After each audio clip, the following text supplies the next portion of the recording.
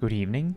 Tonight, well, we have tea time, so I hope you brought your tea, or coffee, or whatever drink you'd like, really.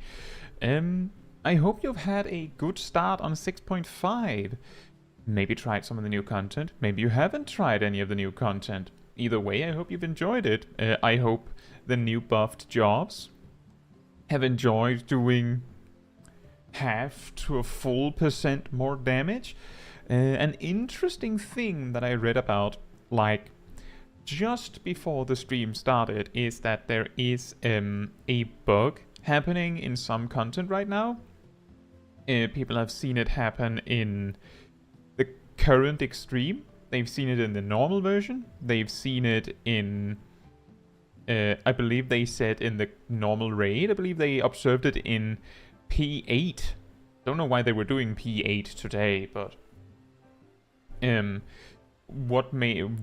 interesting thing about the bug was that what it did was it would randomly give people buffs that they should not have. Like, we're talking everyone in a party discovering that they have the Enshroud buff for 10 seconds. You know, the Reaper one.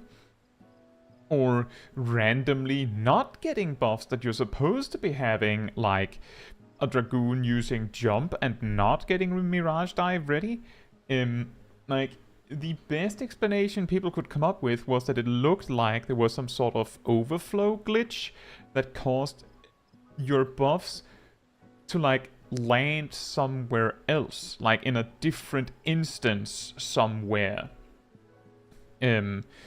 That is the hypothesis, because they lost buffs they were supposed to be having, and also got buffs they were absolutely not supposed to be having. I just wanted to mention that. I thought that was really funny. Hopefully it gets fixed soon, because it's not really good when things are like that. And hey Kitsuneko, hey Darius, hey Castle, hey Aridel, hey Rust, hey Sick, hey Anolana, and hey Matthew. I hope you're all doing very well. Zig says I tried the new content, especially the Extreme and the Alliance raid. I hope you enjoyed them. And I happen to know that Matthew had a wonderful clear on the new Extreme, because some of the content that I have ready for the review, for the clip review tonight, includes primarily 6.5 content. Not exclusively, but primarily, because I feel like in patch week, it's only fitting, right? We look at some of the new content. Incidentally, I have footage of Gazel doing their first run of the new Alliance raid as healer. I have Matthew doing the first Alliance raid, or the new Alliance raid, the third Alliance raid, as DPS, as far as I could see. And I have footage of myself on my second go off stream as tank. So we have the 3 different perspectives. Naturally, we're going to, like, go through it faster as we go. But I think it'll be interesting to see the difference, both because, well, I have heard some say that they would love to see me review some of my own footage for once. And another thing is that I think some of you might enjoy seeing how much I've developed on the boss mechanics in the Alliance raid with only one additional attempt. Given how incredible my performance was Tuesday. I also have included Matthew's clear of the new Extreme, so... But don't worry if you're scared of spoilers. I will try to call out, like, a warning before I just click, and here we go, spoiler time. So you have a chance to, like, escape if you really don't want to see it. I'll try my best to call out what we're seeing next. Yeah. Dual cast for everyone. Could you imagine? Like, I don't know how you would abuse this trick. I don't know how you would actually be able to make anything of it. But if you could Could you imagine? You just have like 8 red mages standing in a different instance, just repeatedly casting the cure on themselves to pass dual cast buffs to a different team, so that their team just has permanent instant casts. It was causing stuff like people being able to infinitely use technical step. So not only did it throw around the buffs to the wrong people, but sometimes the cooldown didn't even activate. That's very interesting.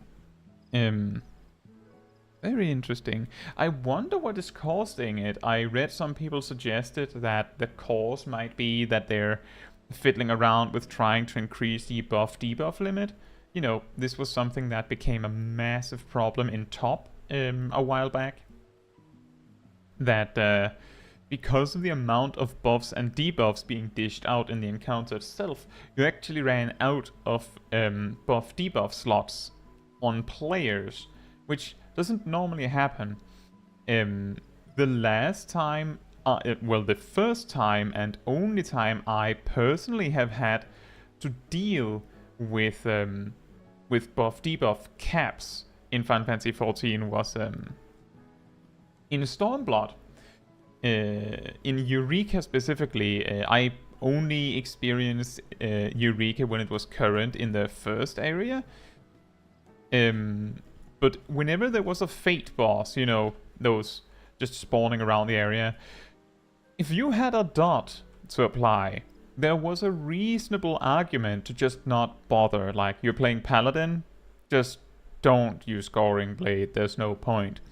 You're a summoner back then, I don't even know if you want to use Bio or Miasma. Like, sure, use Tridisaster, it's free. But your dots are probably not going to stay on the target at the end of the day, so what's the point?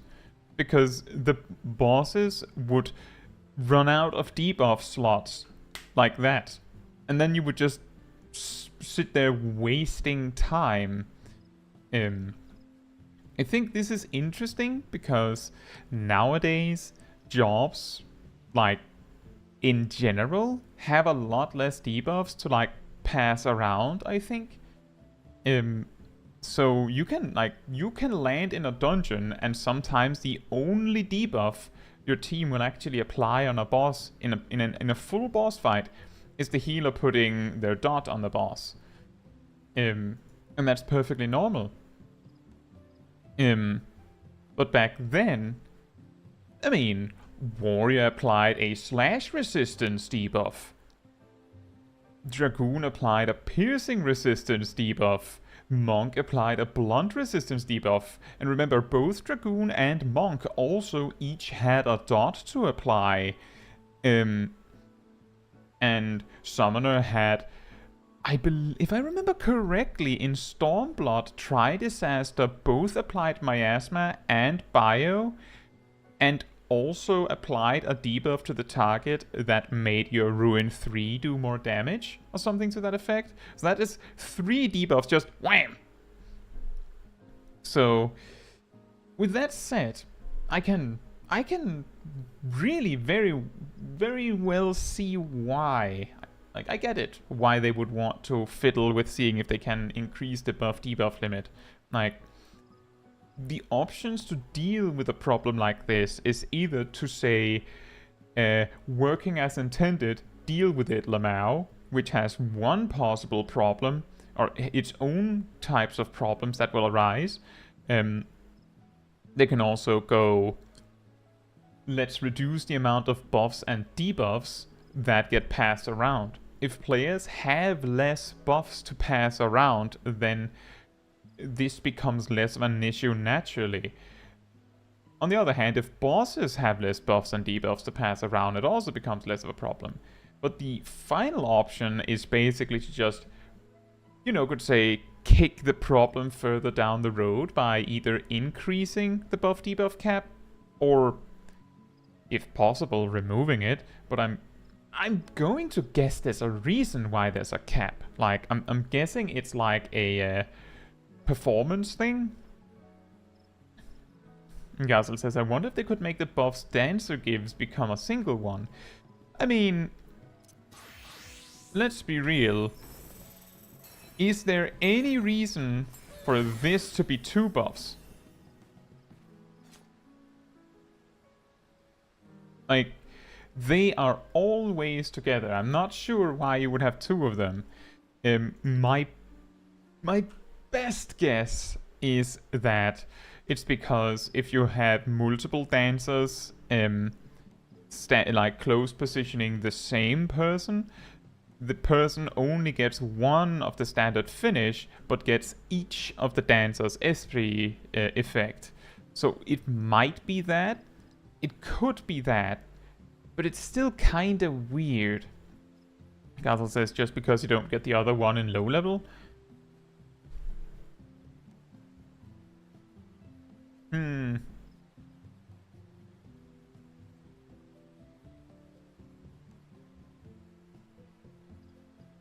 I'm trying to think, do we have any buffs like that where you get like an upgrade to it that adds a new effect to it, but they're just merged together at higher level? Who would have that?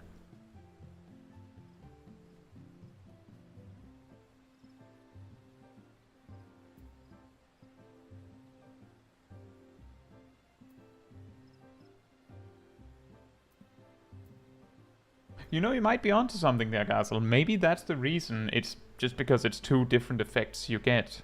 Because... oh, look! 2 different effects! See, Mastermind says, even using sleep or repose feels almost irrelevant, as someone with 7,000 hours who just picked up their first non-healer like 3 weeks ago, I found the need to use sleep 0 times. There is a few situations where repose and sleep are useful, but it's niche or unusual content. For the easier one to explain is the unusual content. If tomorrow Square Enix deleted both sleep and repose, just gone, then that could have an effect on some players' capacity to beat some of the harder job quests. That's a really, really niche thing, but it helps in those, because you might not want to AoE everything down.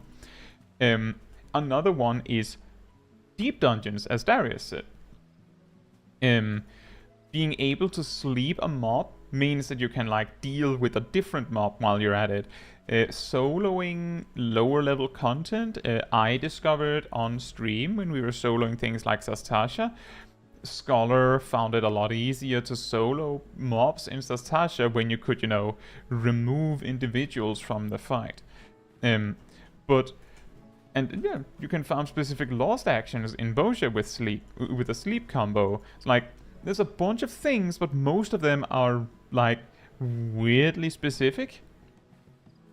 Another one which is super duper specific is and this is mainly because of the fact that sleep and repose has a really long cast time for being something you might want to use reactively. But if a regular mob that can be stunned is casting something, you can deny them the cast by casting repose or sleep on them. Similar to how the tank can just use low blow on them, or the melee DPS can use leg sweep, or if it's interruptible, you can just interrupt it. But that still means that the mage or the healer can just go, you're sleeping for not 0.1 second. And that's just enough for them to have to start over or give up casting the spell altogether. So you can use it as like a pseudo interrupt. It's so niche that I haven't included it in any of my guides, actually. Because I didn't even consider it. It was something other people randomly brought up, like, it is better than you're making it out to be, because there's this one thing you can use it for. But the reason why it's kind of awkward is because in most situations, the spells the enemies are casting, they take around a GCD, maybe 2. So unless you're planning to swift cast that repose, it's not going to come out in time. Yeah, that's also true. Niche uses of sleep, like in Blue Mage Mask Carnival. It should be mentioned that Blue Mage does not need sleep, because those Masked Carnival encounters used to be dealt with Acorn Bomb, or... Wait, where is it? Or Chirp. It's just in Endwalker, mages got sleep as a role action, so... Congratulations, Blue Mages, you now have an additional sleep option, so you don't have to spend a spell slot for that. Although, the spell slot versions of sleep spells are better. Like, shorter cast time, they're cheaper to cast, but, I mean, I'm pretty sure you would value having an additional spell over that, right? You're not going to be using crowd control that much, I think. Hey, Emir. Hope you're doing well. Yeah, basically, sleep is incredibly niche. Like, insanely niche. But if you look for the possibilities to use it, you can. I think the funniest one for me is the fact that sleep is not broken by damage over time. Which means, hypothetically, do I not even have... Oh, I have sleep there. Hypothetically, I don't know if you can sleep a striking dummy, but on the off chance that you can...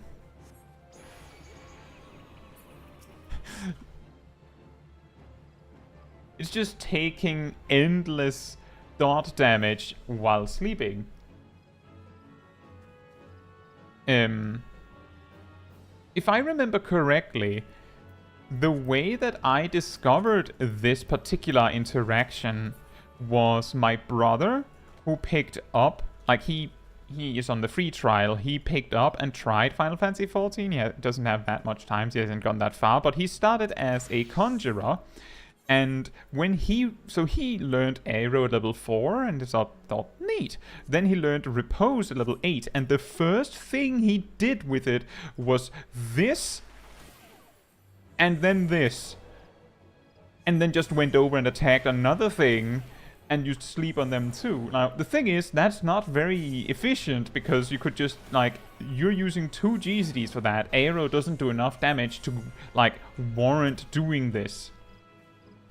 But it did mean that he got a lot of free damage on these mobs, while he could, like, round them up if he wanted to. It might be helpful in the right context. For example, Black Mage could use the single target Thunder on multiple enemies and then just sleep all of them and then just spam Thunderclouds. They're getting, like, ridiculously fast because they have, like, this little farm over here. Like, you could do that. Might not be the most effective way to do it, but if you need to sleep the mobs anyway... Chloe says Apocalypsis as Blue Mage also doesn't wake sleeping targets because it's technically a thought effect. Does it not? Does it not? Not at all? I need to wait a little bit because I think I've built up... a little bit much on the diminishing returns on these mobs. And hey Tracy, hope you're doing well as well. And Zach, both Zach and Emir says, what have I missed? Well, I talked a little bit about this interesting discovery we have made, that there are some players that are experiencing this weird, appears to be an overflow error, where buffs randomly don't appear on them when they should, and buffs appear on them when they shouldn't, which led to, just to give a really, really broad example, everyone in an 8-man party getting the Enshroud buff from a Reaper that wasn't even in the group. Like, that's not how that works. That's not how it works at all.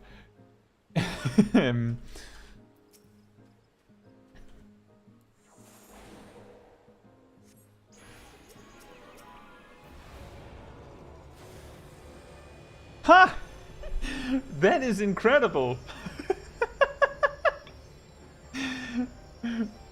What a discovery! Does it also work with this?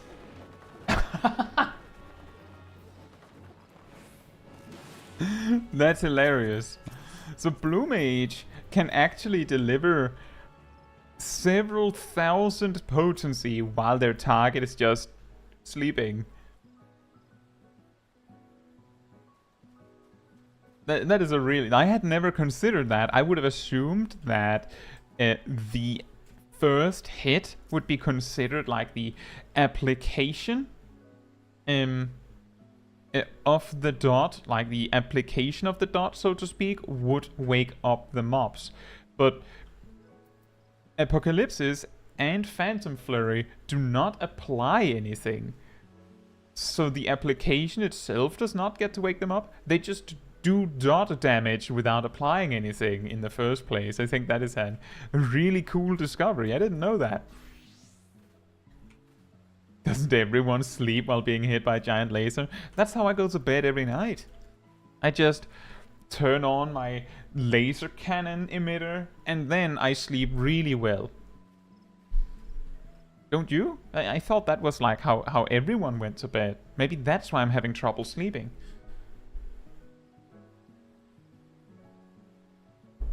Or maybe it's just the loud noise of the emitter. Like, it's quite loud, this whole boom noise. There's also this weird projection of someone, like, grabbing the floor aggressively. That also can be a little disturbing.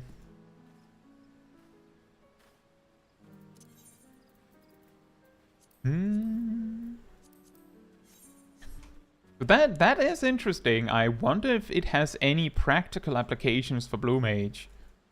Because there's still the problem of being mortal just being very handy, and most of the situations where you would use sleep are situations where you're maybe alone, and if you're alone, then rooting yourself into Apocalypsis for 10 seconds doesn't sound like not like the best proposition, I would say. Usually people can't wake up if they even get hit by a giant laser. Then, well, I mean, some people are built different, you know. Right. Yeah. Something I also wanted to mention regarding patch 6.5 is that I've seen some talk from like the PvP side of the community a little bit.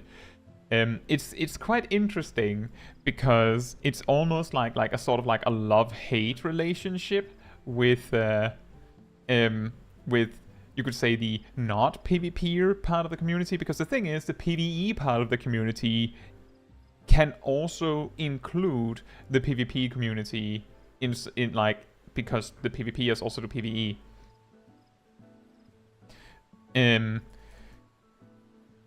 But the thing that I heard about was that they were complaining that they had... And see, I will say, I'm not saying they're complaining to say like, oh, they're complaining for no reason. In fact, why I want to bring this up is specifically because, well, I know that my community leans heavily into PvE, but might be interested in the PvP rewards.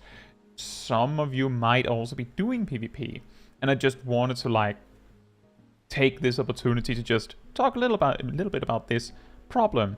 So what I heard was that there were some people complaining that in Crystalline Conflict there were suddenly a lot of players that looked like they were intentionally throwing, like they were intentionally losing the matches.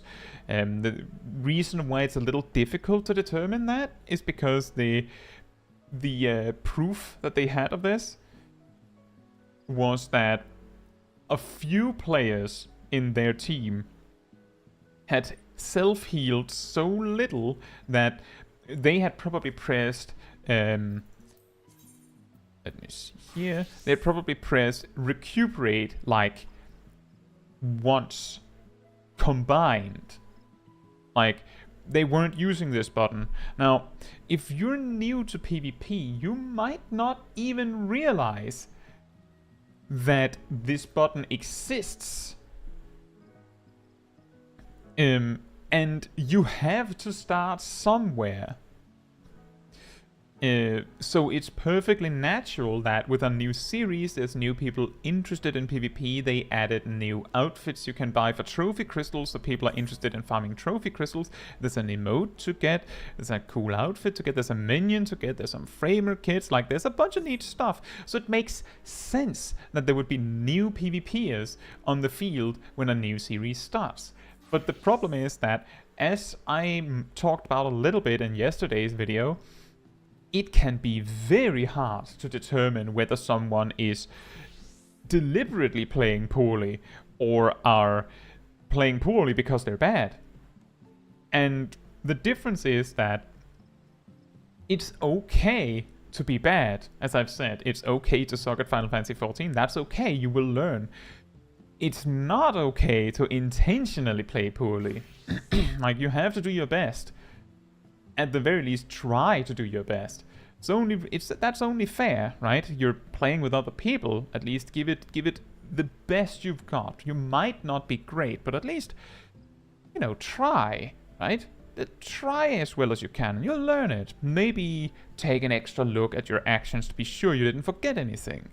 But the thing is that in the other direction, there's also a very reasonable argument that some of these players might be deliberately losing because I've talked about this before. The fastest and most efficient way to fill this bar is by winning or losing extremely fast in Crystalline Conflict. Or Frontline, I don't really care. Like, if you can get it done in a few minutes, that would be really neat. That is technically the most effective way to, like, power grind series XP. Now, there's a few problems with that. Winning very quickly can happen by playing really well. Losing very quickly can happen by being totally outmatched by the opponent. But you know what is a really effective way to lose very quickly? By not trying. A very, very effective method of losing very quickly. Now, the reason why I'm explaining this is because not trying is considered unsportsmanlike behavior and can be reported and can get you punished. So don't do it. Do not do it. Right? Try your best. You're welcome to do PvP. I'm sure the PvPers would love to have you, but you have to at least try. You have to try. As long as you're trying, then I'm sure they don't mind. Like, everyone has to start somewhere. If you're playing ranked Crystalline Conflict, there's a reason you're bronze until you become silver. Although some people can have a harder time climbing based on many different reasons. So I'm not necessarily saying that you're bronze because you're bad. You might be bronze because there's something you could benefit from learning. Who knows? It's been a while since I did Crystalline Conflict. And I learned that I literally got completely stopped in my ranking up in like low to mid diamond back in season 1 when you could not D-rank down to a previous tier, which is of course a little unfair now to compare to, but I got completely stopped because I had no idea how to play Red Mage defensively. And in Diamond, people figured out that you're supposed to focus the Red Mage when they go at you. So I just lost my team games because I didn't know how to play it right. So yeah, feel free to try some PvP. If you're trying your best, then you can, no one can hold that against you. Like, you tried as hard as you could. And if you keep trying, then that's okay. You'll get better with more experience. Just don't throw matches, right? Don't be that guy or girl. Don't be that person who throws matches. If you don't like it when you've shown into a dungeon and someone is AFKing from the start, that's the person throwing a PvP match. And for some reason, some of these people throwing matches like this, they would probably not think that it would be very okay if people were AFKing in their PvE content. The thing is that some of them just look at PvP as pointless content that is in the way of them getting their new stuff. So they don't care. Also, hey Chris, hope you're doing well. One says, do you think they will ever let people queue together in casual? I don't know. I'm also very curious why we still haven't seen like Crystalline Conflict team queue of any sort yet. Like, I'm really not sure why we haven't seen this yet. But I would honestly not be surprised if casual never gets like enabled that you can queue together, because the thing is, you know how incredibly overpowered it can be for a 4-man pre-made in frontline to be there. You know, oh, there's 4 Dark Knights just making this black hole of suck-in mechanics and permanent roots, and then they just limit break on you one at a time and then just kills like 15 people in an instant.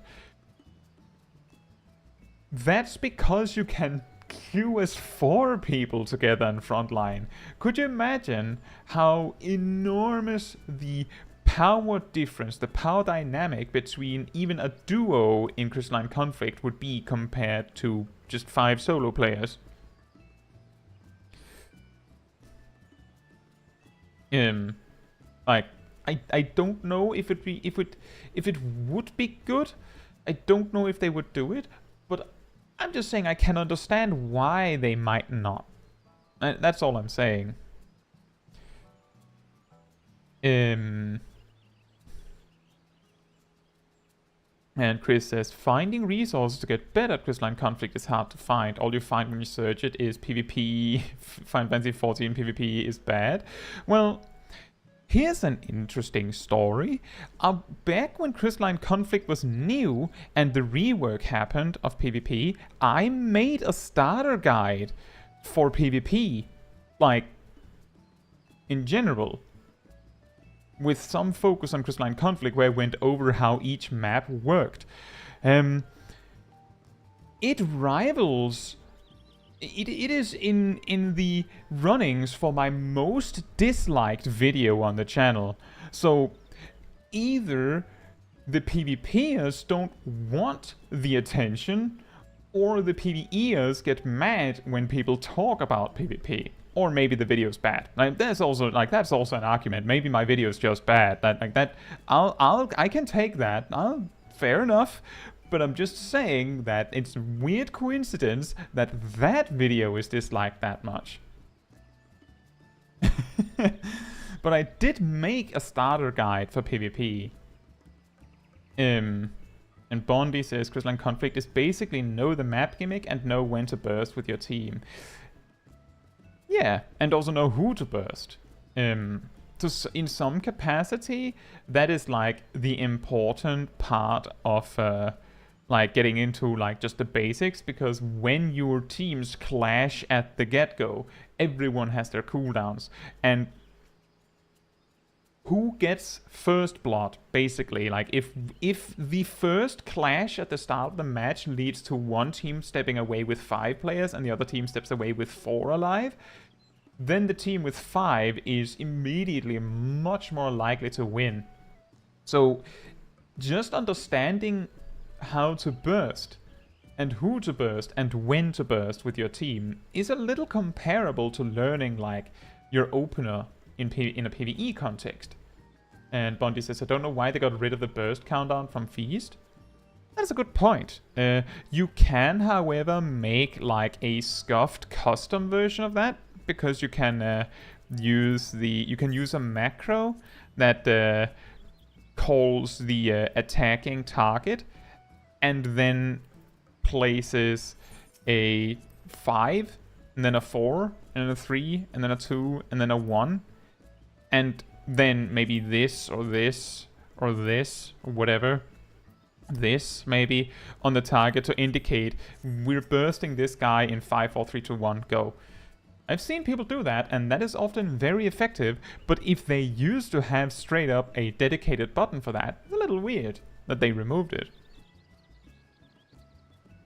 And I agree with that one. It would be fun. I can just also understand that if you then one day want to play Crystalline Conflict alone, it will be completely ruined because all of the duos and triples or even 5-player premates will just ruffle stomp you. So it would just make the meta there that either you have a premate or you do not queue for this unless you want to lose.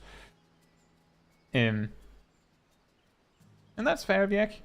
You don't have to learn it that much, especially if you do frontline. There's so much chaos that you don't you will learn a little bit by just going in and failing. But if you don't want to PvP, obviously it's optional. So don't feel forced. Fatman says I always incorrectly estimate both my incoming and outgoing damage.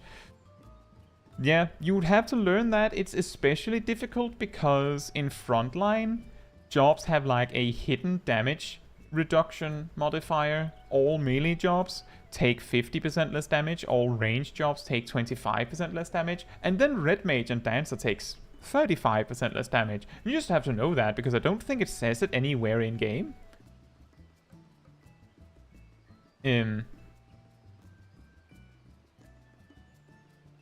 So that one doesn't help either, but in Crystalline Conflict you don't have this, so if your attack says it does 2000 potency, it means that it does 2000 damage. Unless there's a buff or a debuff from someone clearly changing it. But it is really difficult to learn exactly how much you can take and how much you can do.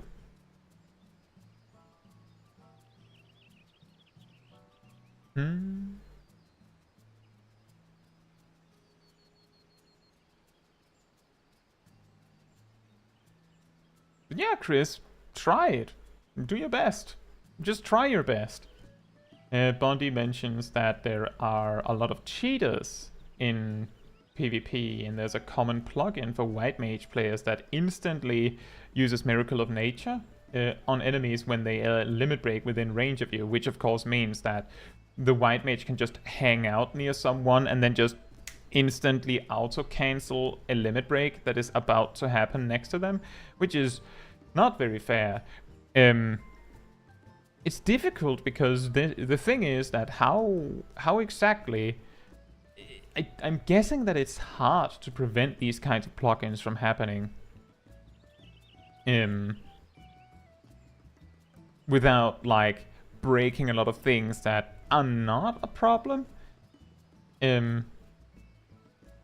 Is my guess. But it is really annoying that people are cheating both in PvP and in PvE.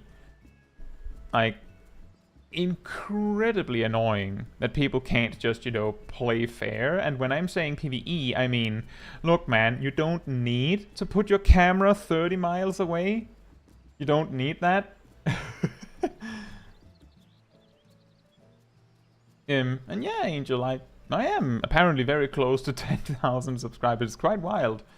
It's been, I think, a year and a few months since I had 1,000, so it's actually a huge jump.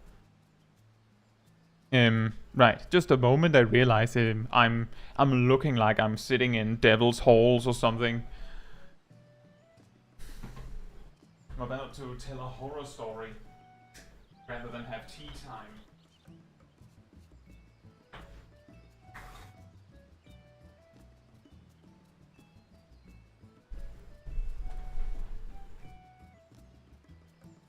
There we go, now I instead look like I'm sitting in the golden halls of Valhalla. Just everything's yellow.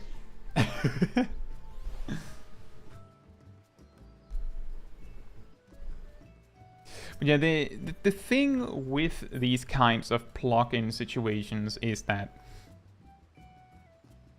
it's like one step at a time, right? Maybe you get like a mod that does a little thing, then you get one that does something a little bit more wild, and then eventually you use these mods that just give you a huge unfair advantage. But it was like a gradual process until you started doing this. The halls of the 14.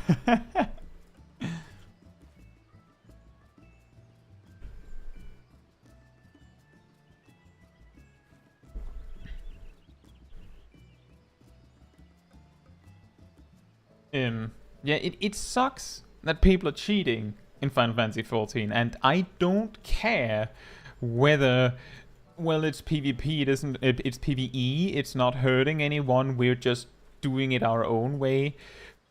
No, because when people congratulate you on your legend achievement, you do not go, well, actually, I mean, I kinda cheated a little bit. You just go, thank you. Like, do it right. Do it legitimately if you want people to congratulate you legitimately for your achievement. Please. And the same applies for PvP. Play right. Don't cheat. And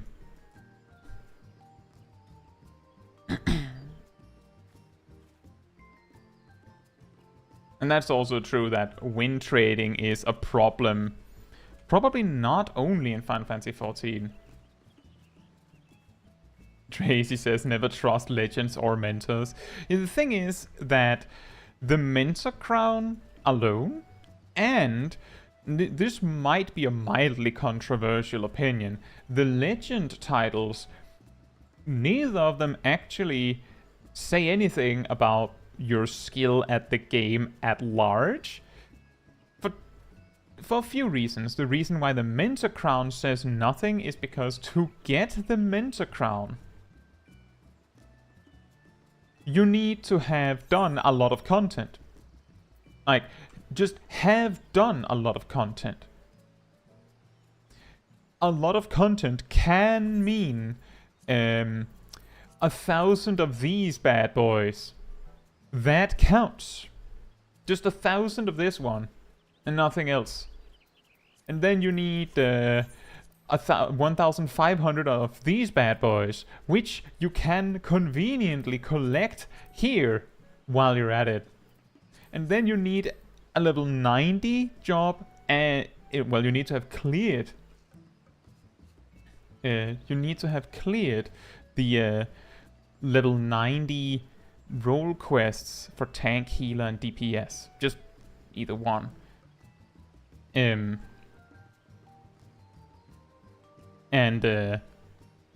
then you get the combat mentor one, and the crafting mentor one is weirdly less demanding. So it doesn't say anything about your skill as a player. For legend titles, yes, doing the fight itself can be really, really hard. But getting that legend title means that you're incredibly good at that fight with that job. So you might be really good at doing Uwu with a warrior. So when someone sees you doing the newest level 90 dungeon as a sage and you're totally failing it, well, you're not great at sage, and you're not great at that dungeon maybe. So both of these things do not necessarily mean that you're supposed to be really good at the game, but it's very common for people to assume that, which is somewhat understandable. Ghosty says, why don't you sound cute like in your older videos anymore? Well, since those videos, I've changed to a different microphone, which picks up the sound a little different. On stream, I'm less focused on making sure that every single line is delivered perfectly. Normally when I'm like making the voice lines for my videos, I sometimes have to retake them. I'm actually, listening back to the entire thing that I said and go, oh no, that I need to change this. I need to redo this part. I need to redo that part. So, it's very hard for me to get it perfect on stream. So I'm more focused on saying mostly the right thing on stream rather than saying it in the perfectly right way. That's also the part that I used to get a lot of complaints that they felt that I was talking too quietly, or that I was putting it on a little too thick. I sounded more like an ASMR channel, and the thing is, I mean, I don't think there's a problem with that, but I wanted to do it in a way that the most people appreciate the content that I make. And I feel like more people can, like, there's a significant amount of people that cannot deal with ASMR stuff. And I mean, I feel like I still try to put on a nice voice on my videos, even though it's not, you know, as extremely soft as it used to be. So I hope it didn't completely ruin it for you, Ghosty.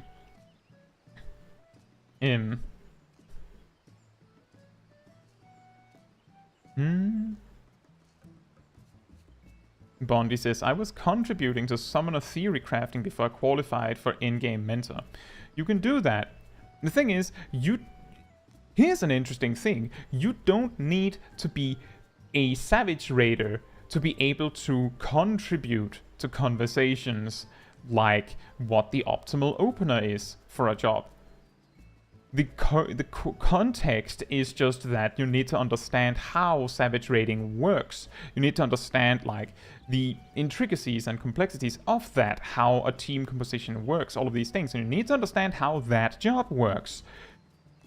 So you don't, like, in fact, if you know enough about the game on a theoretical level, you could contribute to Summoner Theory crafting without ever having played Summoner or Final Fantasy XIV. You might have just watched a lot of content.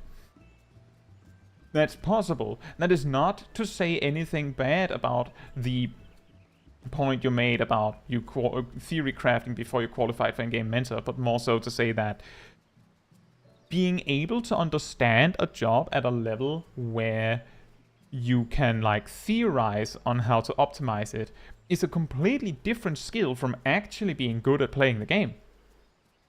Just like being good at playing Final Fantasy XIV in general is not the same skill as being good at a particular ultimate encounter.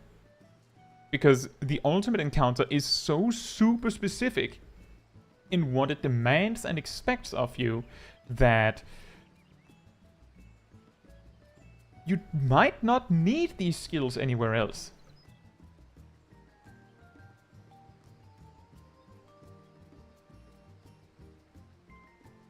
Viek also mentions PayPal Legends. That is also true. You might not even legitimately have acquired the Legend title. And Reen also mentions you can just get the commendations from guild tests, and you can also get the duty completions from guild tests. And Angel mentions the ego boost that some legend players get. That is also a very interesting point, because when these legend players point to their title as a reason for them being right in a discussion, that underlines more that they might not actually know what they're talking about. Because they say, I'm right because my title. They don't say, I'm right because good argument. Which is not good, right? Ryan says, this microphone doesn't have the cute preset. Well, I hope I still sound nice. Aerodil said in game that I sound cute, so thank you. And Bondi says, I don't use my legend title so I can die to the same mechanic in the new Extreme for the next year and people don't laugh at me. You know, that's fair. It's the same as some people choosing to hide their mentor crown because they don't want to be judged. Does the guild tests not fill the dungeon and trial requirement? I thought they did.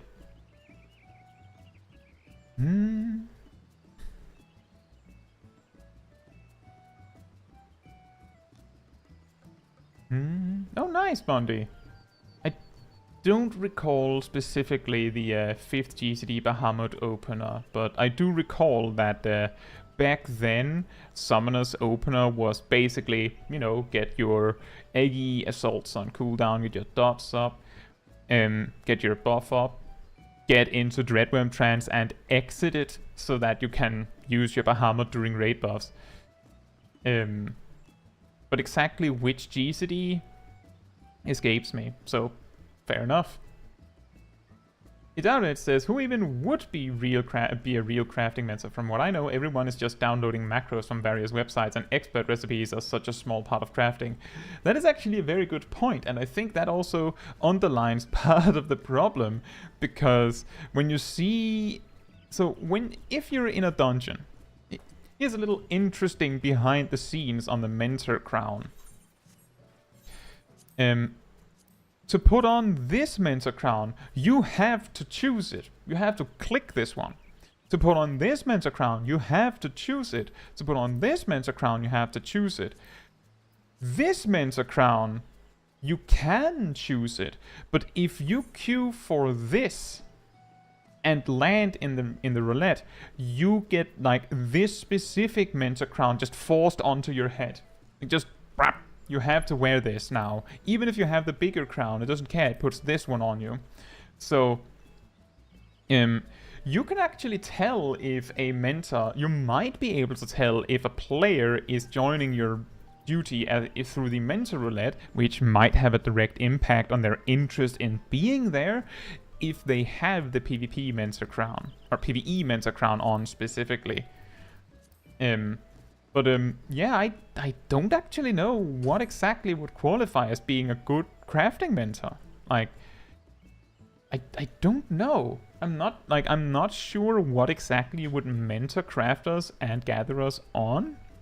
Aside from, you know, generally teaching them, oh, use this rotation, do this, do that, which boils down to use this macro, which is a bit awkward, isn't it?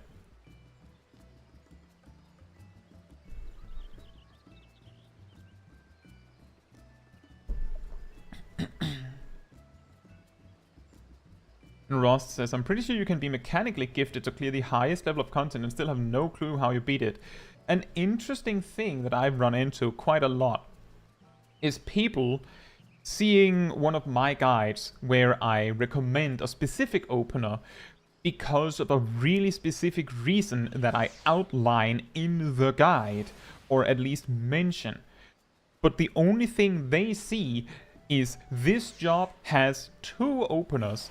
There's this one, and this one is recommended more, and yours is suggesting this one. And if they actually sat down and looked into it and understood the why of the openers, they'll realize that the power difference between the two openers is like 0.1%.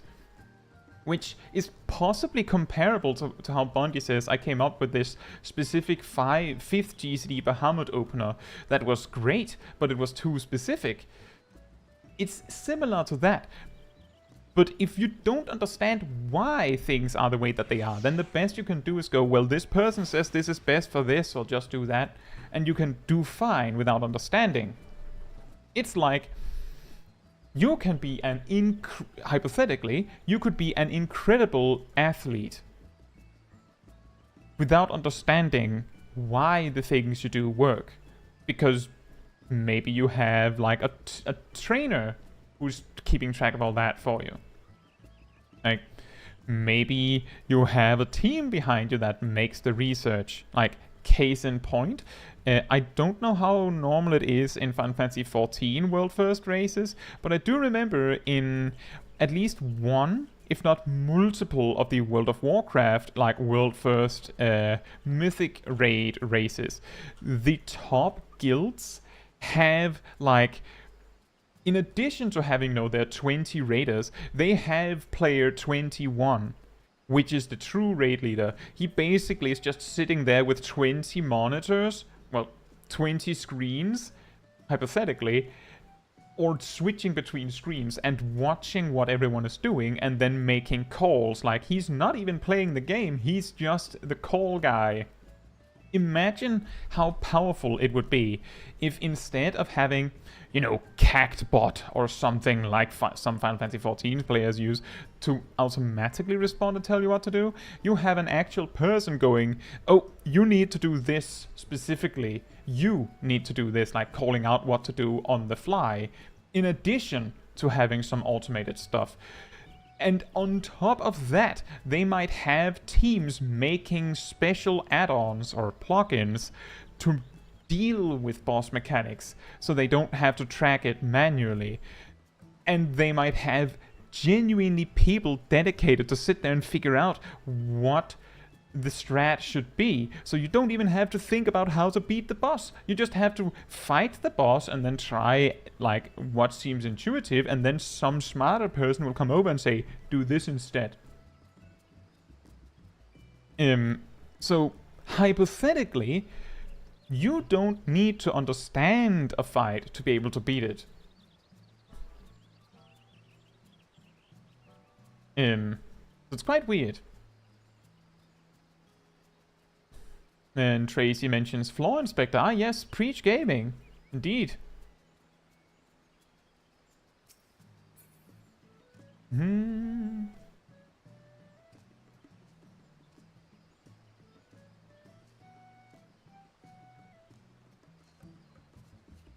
Just catch up on chat.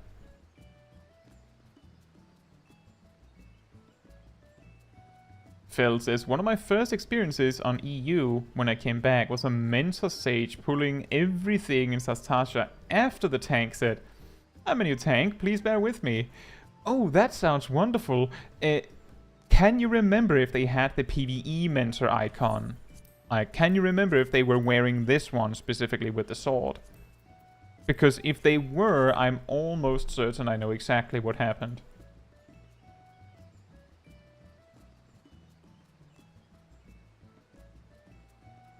Gaston says, how does that person get benefit out of it?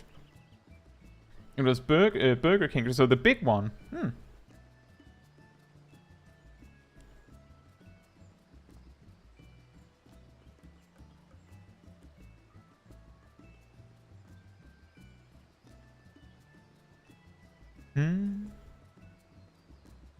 Yeah, exactly, as Angel says, if it was the PvE mentor, then it was almost certainly mentor roulette. And this is something that I actually have a video in the works on. But by design, I believe it's here. This rewards speedrunning.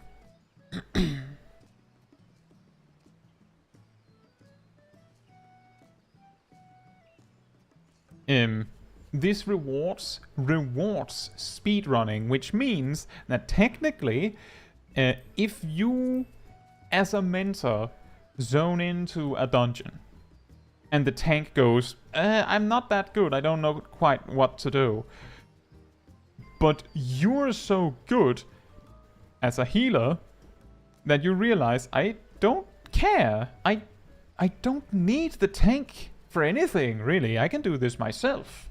I don't care.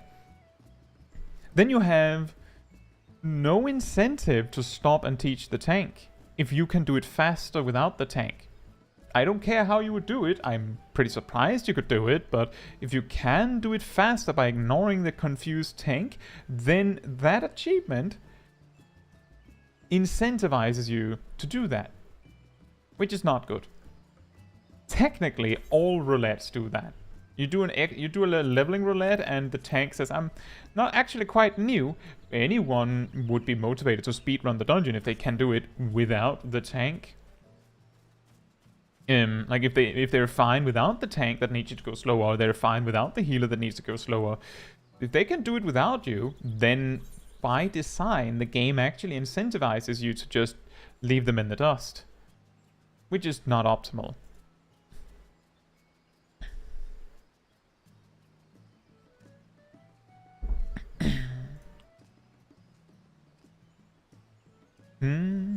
Right. So, maybe we should look at some footage. So, as I mentioned at the start of the stream, we are mainly going to be looking at 6.5 content, so possibly the new dungeon, possibly the new trial, possibly the new alliance raid. I'm saying possibly, but I kind of mean we are. So if you really don't want to see any of it, then this is like your warning. If you don't mind, then sit back and relax and enjoy, of course. But I don't want to like surprise anyone into it, of course. If people go and join the stream in the middle of the review, I can't really do that much about it, but now I have given a warning. Yeah, thank you to thank you for watching for those that now feel like they have to go. Yeah, thank you for joining for that. We might hop a little bit back and forth between it, but now I've given the warning for those that really don't want to see it. So what should we start with? I have a bunch. Let me just open this. So we have P9, and then we have three different. So two of them are here. We have two different. Wait, sorry, they're here. We have two different runs of the new alliance raid. We have both a healer perspective, a DPS perspective, and then I also have my own tank perspective where I redid it yesterday. And also thank you so much, Chris. Chris gifted a membership. I wonder who that lands on. I have never seen that before. I don't even know how it works. Hey, Matthew became a member, a Cult of the Pink. Congratulations, Matthew. That's very interesting. Ymir says the leftover from last stream. As I started with in this stream, on account of us having 6.5, I decided that we should probably prioritize some of the new content stuff. But if I can, I will also like return to the start of the list. So I haven't deleted anything. Like if there's something I haven't reviewed yet, then I will still get back to it. But yeah, welcome, Matthew. And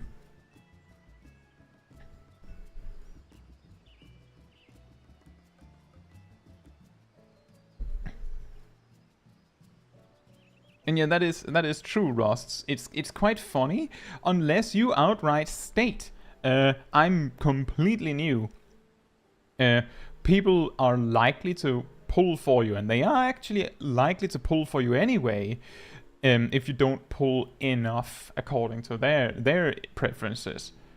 But yeah, I have 3 of the new Alliance raid. We're not going to be watching all of them like in normal speed from start to finish. I feel like we're going to be jumping a little bit in them. We might not see all 3 in full. But we have 3 different perspectives, which includes my own. We also have Matthew actually clearing the new extreme, so we can see that. We have Orion doing P9. And we also have Gazel doing a 1v1 PvP. It's going to be a little weird, but I feel like it's reasonable to check it, because I have some things to talk about with that in general, but I would still like to see the fight before I like just say this is how PvP things go, because it's not always clear. Right, I feel like we should start with the new Alliance raid. So what I know is that Gazel usually does not have any sound on their footage. I don't have any sound on my footage, but I do believe Matthew has sound on their footage. Engage ludicrous speed. Well, we can certainly. I do know that the. Oh, this one was 720 at most before, I'm pretty sure. Weird. So, of course, the new Alliance raid is the big finale of fighting the gods. And Gazel plays the game in Japanese, so that is just how things go. these mobs at the start don't have anything particularly special about them. I think there's oh yeah, the water sprites explode, which leads to this very interesting situation if you kill them all instantly, that some people might die. But that is of course a sacrifice that the tank is willing to make. Court of Stars is an excellent dungeon in World of Warcraft. There's so much in it. If you liked a Realm Reborn's thing with like sometimes you have to like use a thing on the floor, find a thing, Court of Stars is basically that, but with all sorts of benefits depending on what you brought. Ymir says my whole alliance died there. I'm guessing to the water sprites exploding all at once. We're too powerful. So this boss is of course the geometry guy, the one that people feared had some difficult math. But the thing that I want to highlight is that Thaliak does not have a mechanic that requires you to think on your own. You can, for the most part, just follow the pack and you'll be fine. Which is, I've talked about this a little bit before, but in my opinion, what makes Math Robot from Lighthouse particularly scary is that the math is something that you yourself have to figure out. You can't look at it like you might be able to find someone else who has the same HP amount as you, which might be fine.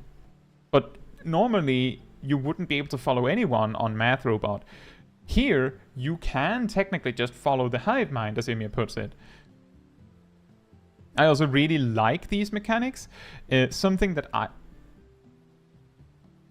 Did that work? I don't think it worked, did it? Okay, so I for a second I actually thought that you could step into the triangle to dodge it. Good science, because I didn't even consider that, but it doesn't seem like it didn't actually work because Gazel still got the debuff. So something that I said when I saw this arena was this looks like a Sierpinski triangle. You can Google that if you don't know quite what that looks like. That is like a fractal.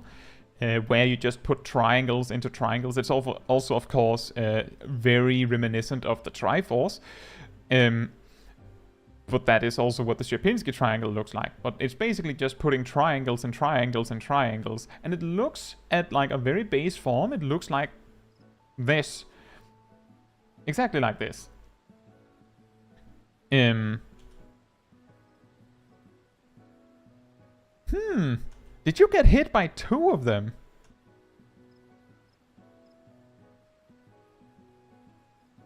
Yeah, you got hit by 2 of them and you're kinda fine?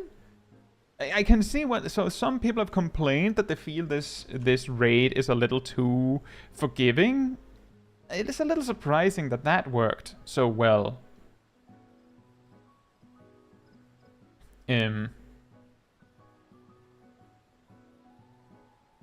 Bondi says it felt primarily like dungeon-style mechanics. I don't know, I felt like they were making a lot of unique-looking markers, which I thought was really cool. This mechanic is also very interesting. This one, if you saw me doing it on stream Tuesday, you might remember that I basically failed it every time because I spent too much time looking at it and thinking too hard on it. This is basically the same mechanic as in the first trial of Endwalker. It's just presented in a different way. And it's also kind of presented... Oh, wait, it's basically presented in a different way because it's basically the same thing. He's still just spinning the arena while rooting you to the floor.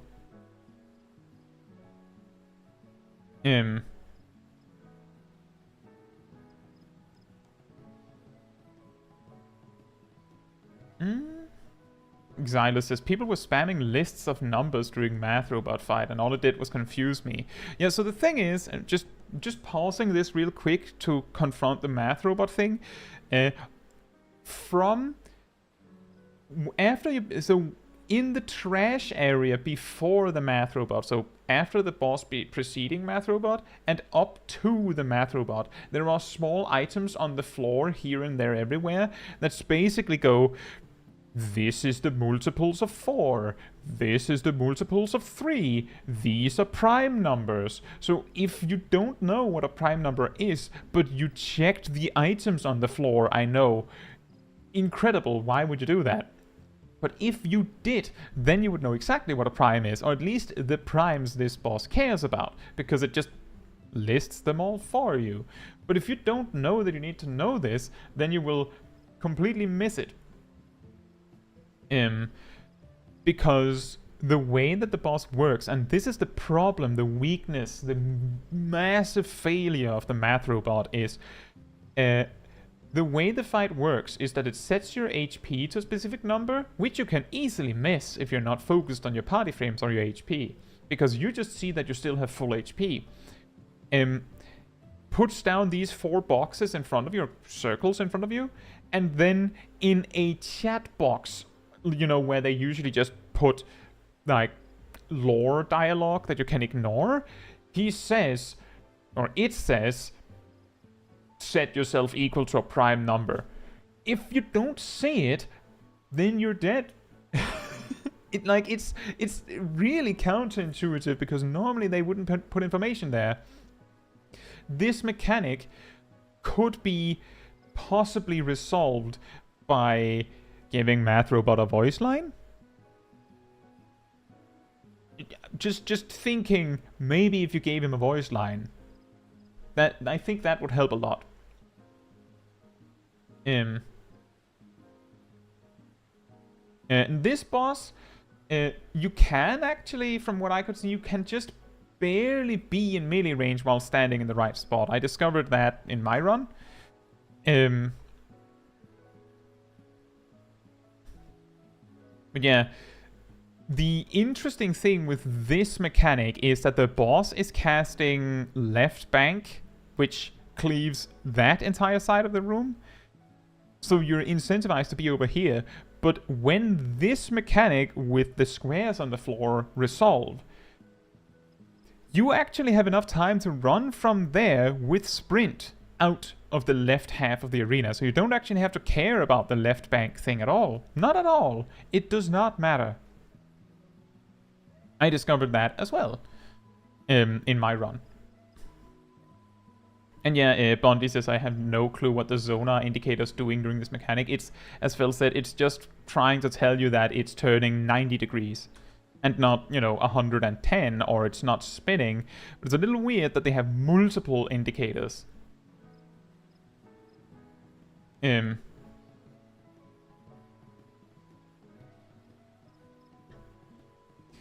I think part of the reason why those triangles are doing so little damage is because if you don't get it, you get overwhelmed.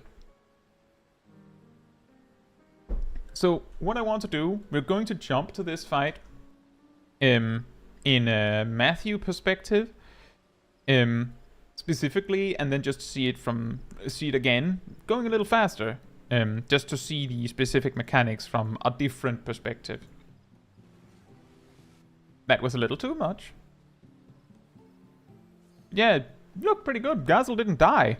That is already a very good start. There's a ready check. I wish YouTube allowed me to set it to more than double speed, because I don't want to like jump 20 seconds. Because then I'll skip something. There's the knockback. Not much happening since. It's specifically the triangle mechanic and the hieroglyphs, or what they're called, that is particularly interesting, I think. Especially for like a blind run. Gazel, spoiler, I died afterwards. To the ads? And there's a tank buster. The laser beam tank buster, no one died. Whoops, that was a little too much. Yeah, it's this mechanic. Seeing how many got it, how many people understood it, how many cared about it. You know what I mean? And So the interesting thing with this is that this is like really geometry. Like, it's not like, it's literally you have to like calculate, at least from, you know, if you're from a thinky perspective, the safe spot is, you know, get away from these walls. Like, it's basically like 2 line AoEs. But obviously the answer is like just at the corner, right? So it gets a lot, it sounds a lot more complicated than it actually is, maybe.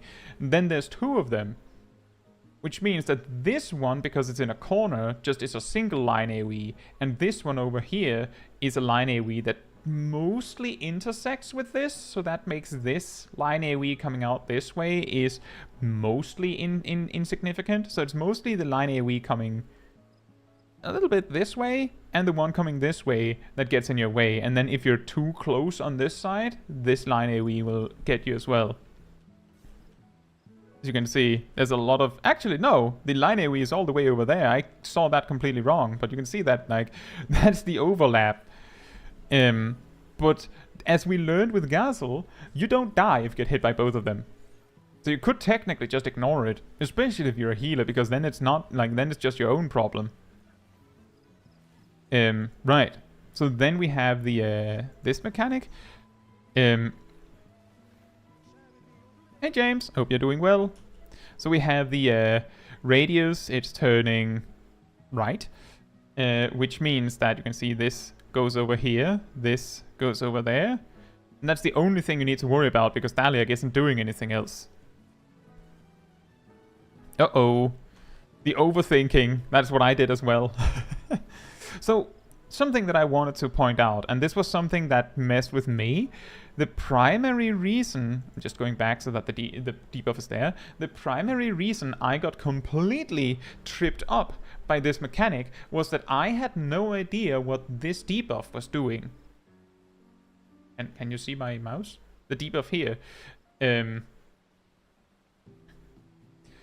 it's counting down from 50. You can't see it because it's like hidden by my camera, but it's counting down from 15.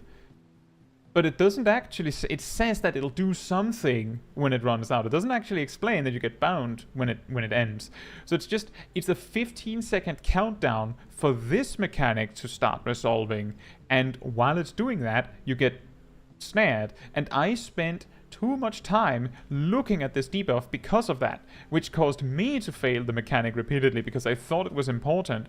And the second time that the mechanic happened, I was too focused on the fact that he was doing left bank while doing it. So you can see this one goes over there. There was one over in the corner that I believe lands over here, but it's left bank, so you actually want to get over here. Something that I think is very interesting is I'm pretty sure... Wasn't this the same arrangement as...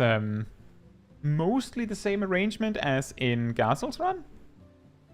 Like, isn't it like the same safe spots? Wait a minute, it's turning the other way, never mind.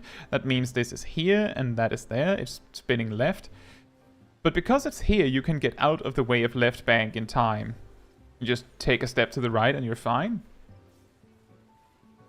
It's very much the same shape.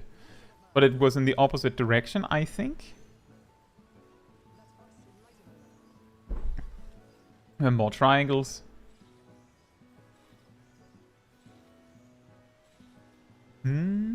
Oh. A bunch of people that died to that? Or was it the hieroglyphs before? Oh. Exactly. That's what gets you, is that it's the thing that makes this mechanic surprisingly difficult is that you have like 3 seconds. Like, it's a little hard to see, but you're still being asked like an actually like mathematical question. If you have a triangle like this, and you had a triangle here and a triangle here, where, and you then like expand their sides infinitely in these directions, where do they not cover the bigger triangle? Like, that could be a genuine, like, math question on a test. It could work. It could be difficult. But here the game just goes, brap, figure it out. You have 3 seconds. Or you kill the boss. You know, I did say that I have my own footage as well, so in fairness... Whoops. That was not what I meant to do.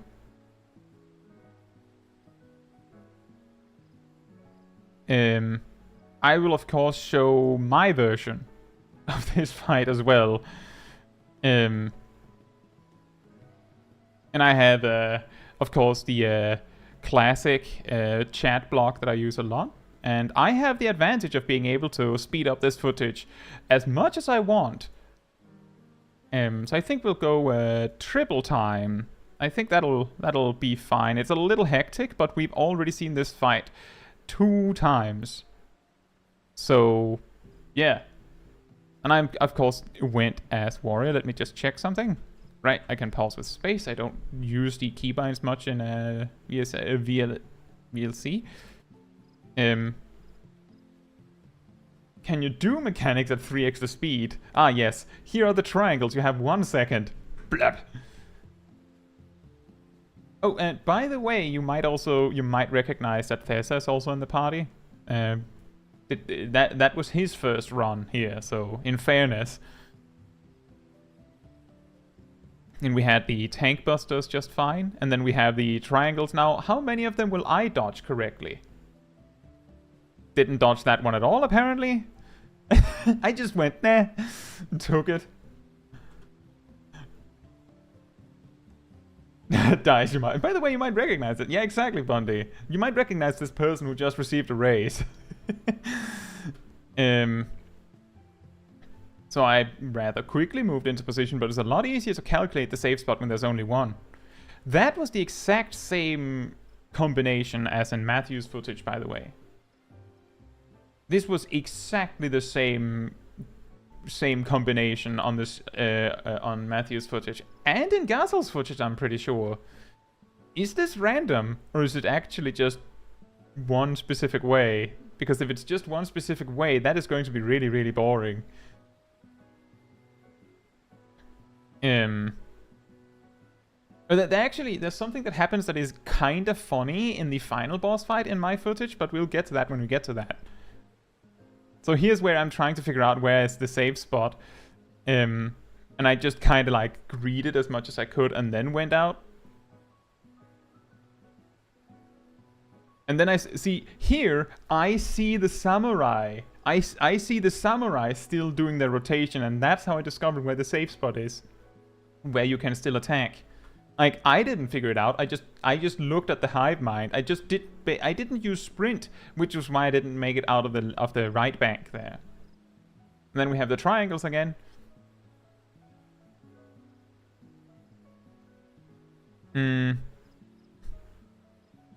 Hell says it's probably just because there's only 3 places a triangle can spawn. The triangles that do this like spread out mechanic, like these ones, they can be in any triangle. There's 1, 2, 3, 4, and then 5 out off screen.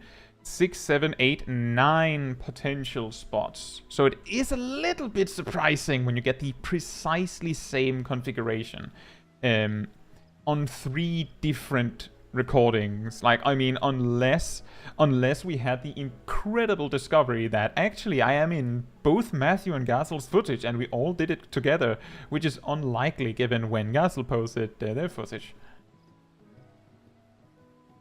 And similar to Matthew's footage, we also cleared it before the mechanic actually resolved.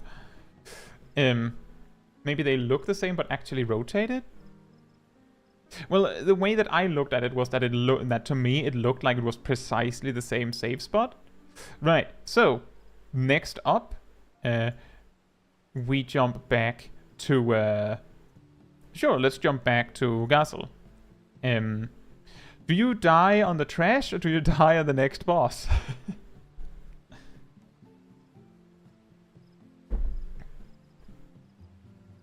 Snap back to reality. Gazel, the real deal. Oh, there's not even any trash. I completely forgot about that. Is this when you discover that your pet goes poof? The pet go poof.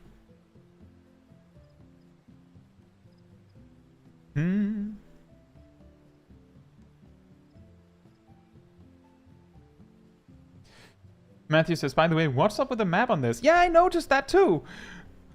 What is going on up here? This is like, it's not really a circle. Like, it's really like just like a rough shape, but the arena is clearly a square.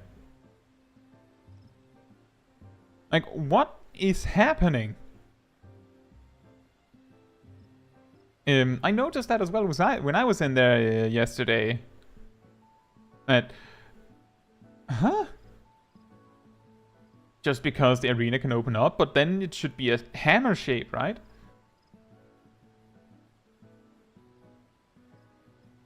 Bondi says the minimap is the actual geometry, but Square got scared and put artificial death walls. If I remember correctly... Oh yeah, they are death walls, you're right. Yeah, I got very well acquainted with the death walls in my go, but in a different way than you'd imagine. So. And she's gone. I really like this mechanic though, it's a shame that it messes with pets like that.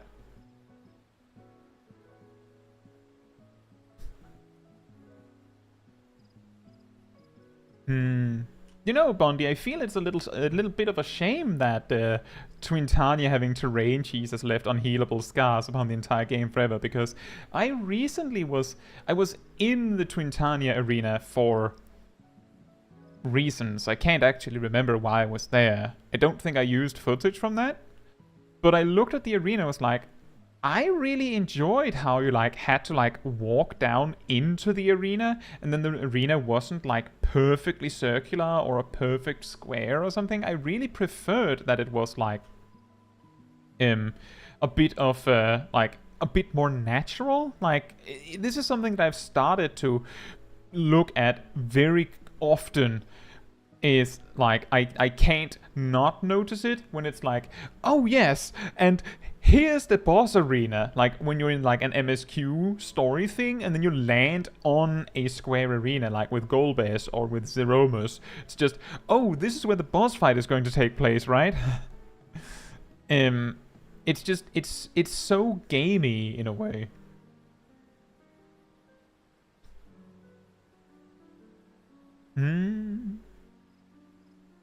There's one specific mechanic in this fight that I think is particularly brutal, and it has to do with the two serpents. And it's not this. And it's not this. Also, by the way, I think that's the same configuration that I got. It's this. But not entirely, because there's another step to that. Because she will have them fill out, you know, 4 out of 6 like squares of the room, and then she will cleave half of the room as well. This one. Quick turbo quiz. Where are the serpents?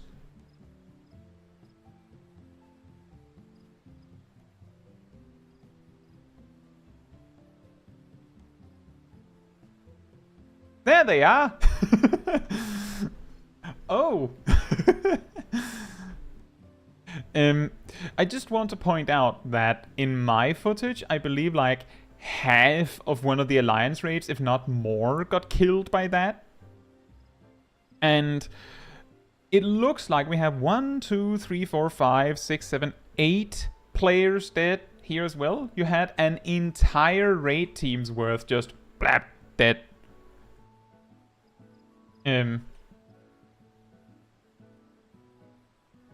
And it's just because the boss is overwhelming you with information. It's like, oh, I have to dodge her attack, and then there's also the serpents. The interesting thing is I did die when I messed that up on my footage. Which is why I initially thought, wait, but it's not death walls, is it? And then I remembered that there were so many people that died in my run.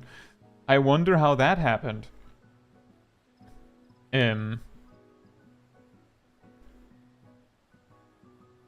Yeah, that was that. Very good. I feel like that is like the big highlight of that fight, because it has a lot of build up to that specific mechanic. So now we're watching, of course, Matthew's perspective.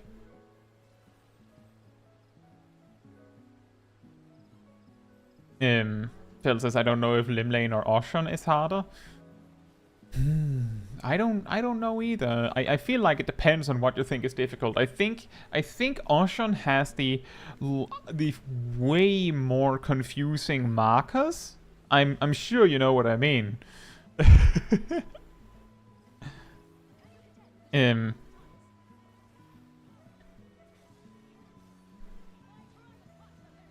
Yeah, that is true, Bondi. This is the E5 mechanic. It's basically the E5 mechanic. One of them. And there's the tridents coming down. That is also kinda E5. Kind of. There's a lot of Ramu and Leviathan. I mean, that's not very surprising, is it? Ramu maybe, but Leviathan makes perfect sense, I feel. Oh boy. Right now we are down to 1, 2, 3, 4, 5, 6, 7, 8, 9, 10 people dead. Fortunately, we have 3 red mages alive.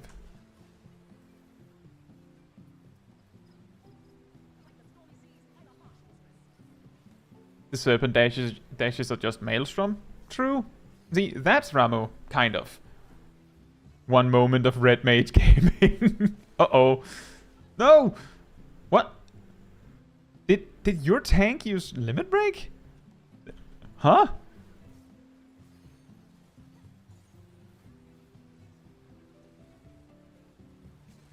Yeah, they did.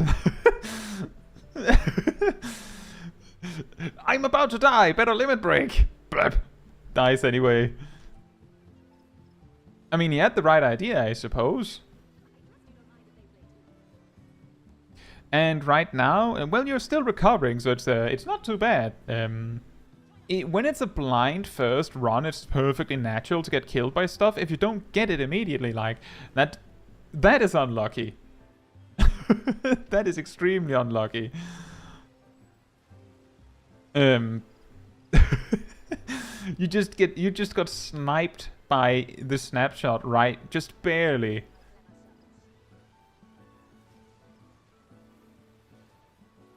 And you don't say, Ymir, you almost got wiped by a red mage limit break? Oh man, you really, you know, Matthew, you could really use a lucid dreaming right here. Like, I really feel like a lucid dreaming would do you. Never mind. Good thing you held on to that. You weren't going to be allowed to have the MP anyway.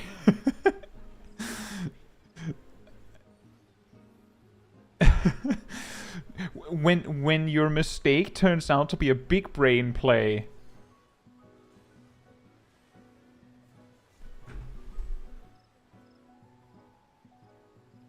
Something I think is really interesting with this mechanic is that I'm pretty sure the right and left straight normally has a marker, but right here it doesn't. Which I feel like catches a lot of players off guard, because that mechanic had a marker previously.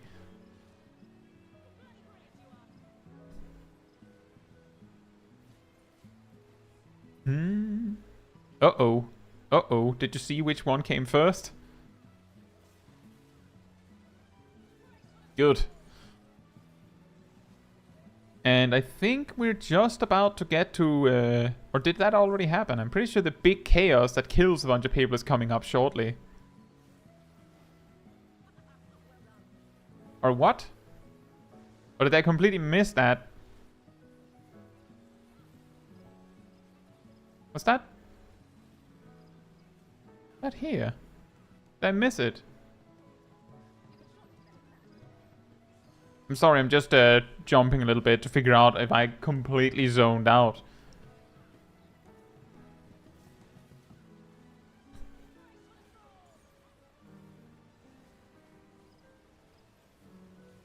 Sky says, is it bad that I almost always lose hope in humanity when playing alliance raids? Not counting first time killer mechanics, but when the boss is literally casting right or left and people still get hit. Well,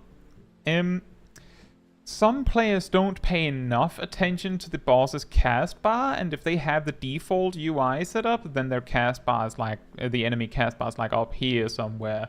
So it's very easy to miss, even though the boss is literally like, I'm going to, like, they have their weapon on their right, and their attack is saying cleave right, and there might even come a little telegraph right in the last moment, cleaving right. Then, like, the developers can't do any more than that. Like, they tried. The only thing they could do more is have the boss, like, have a voice line of going, I'm going to cleave on the right now. But if people are just, you know, zoning out, listening to their own music, they can't hear it. So sometimes it's understandable that it can be very frustrating to see it. I think people eventually get it. Like, it's often like the first-timer blind thing that happens.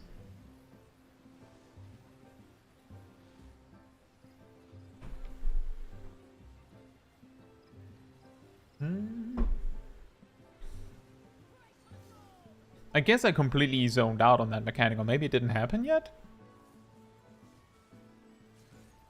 Well, I'll certainly remember it.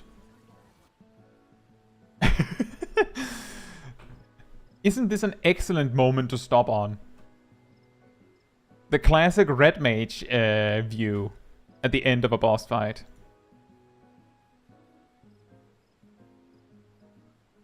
You may notice, as you will see on my footage, that first of all I had to inspect some equipment, as you can see. But you will notice that I have the cast bar of the boss exactly where it is normally. But I check it regularly, so it's not nearly as big of a deal. Also, something that happens here by accident is I turn on my tank stance, and then I forget to turn it off. Leading me to over-aggro the first tank to go in, which I didn't mean to. And if I remember correctly, I turn off my tank stance again to try and let them have the spot. But by that point, they've already turned off their tank stance. So there's like a time period where the enmity is just in free fall. I believe it's this boss, or it's Oshun. I'm pretty sure it's this boss where that happens. See, I have my tank stance on now. I turn it on after the initial burst. And just a reminder, this is not my first run. Remember, I did the first run on stream Tuesday. This is from yesterday. I ever just accidentally make a tank buster cleave others? Yes, I do believe a tank buster in my footage kills someone because they run into me. So that's fun.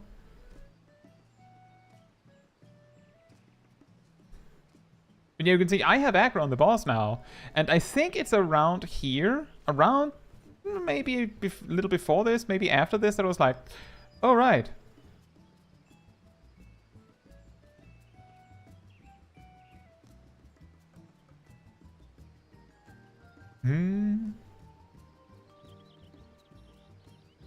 But yeah, it happens sometimes that you cleave someone by accident. Bundy says, I wonder if you can Shikuchi cancel that knockback in the same way you can cancel the knockback in top. I could imagine that if you have a little bit of latency, you might easily be able to teleport or dash to skip the knockback, like if you time it just right. I think that would be possible.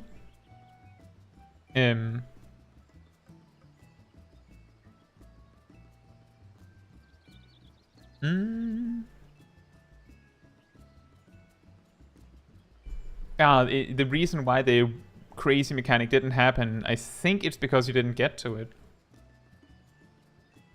Let's see. What happens, let me just rewind that real quick. What happens here is I see this, so I move out of the danger zone. Then I see this.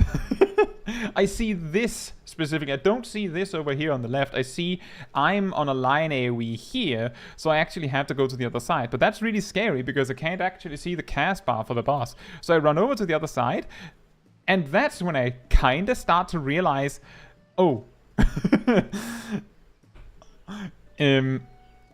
And you can see this entire clump of players, and then you see me just barely not get, like, I actually, like, have, like, the back of my right heel touch the wall. So I'm like, oh, it doesn't kill. Weird. And then I, like, look at my alliance rates and just go 1, 2, 3, almost 4, 5, well, 4, 5, 6. No, okay. And some of them didn't even die to the wall. Yeah, that's me. You may be wondering how I got in this situation. But yeah, I thought that was really, like, it's very funny, because that led me to initially believe that it wasn't actually a death wall. Is it just a dot? Are you sure it doesn't kill you? Is it just a dot? Speaking of a dot, what's this? How does there's a both dead and have a debuff? How does that work? How? They're dead in the wall. Ah, of course. Hey, Gogo. Kind of. It's a little bit under the sea. Under the sea. And then we have... Oh, right. There's very little trash in this. Although you could almost argue this is a trash boss fight, because he goes back to full HP at some point.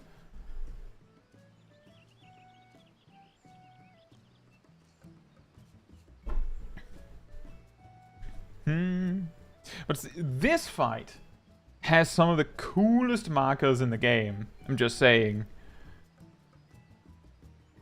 This is actually a really... This actually is a callback to... This is a callback to Aglaya.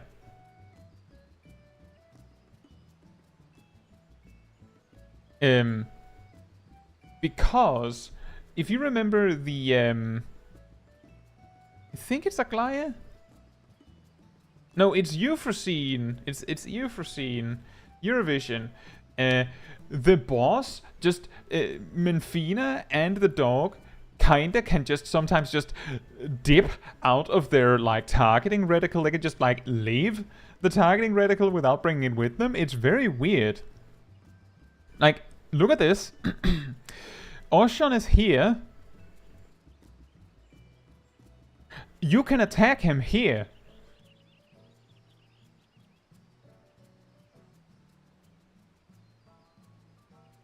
There's a very cool mechanic where it's like, it's playing around with telegraphs in a unique way, in the same way here.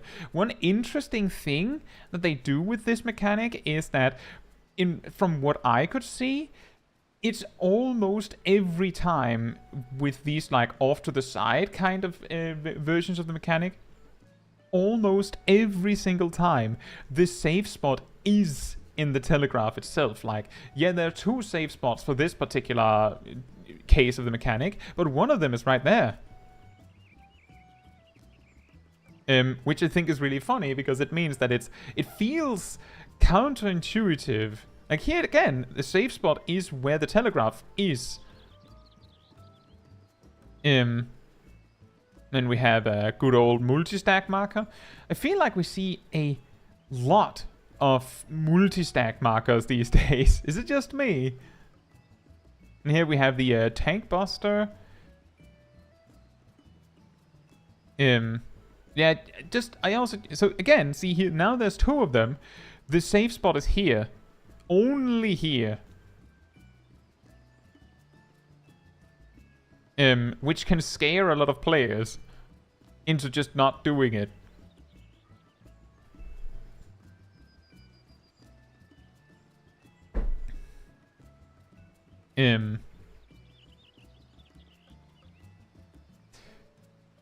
Oh.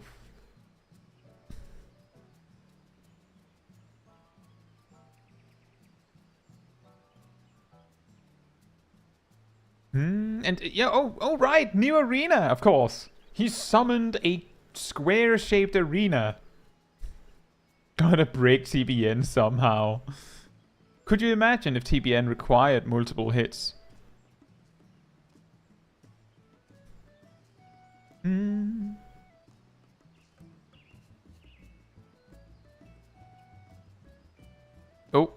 Did you see it? Follow the hive mind.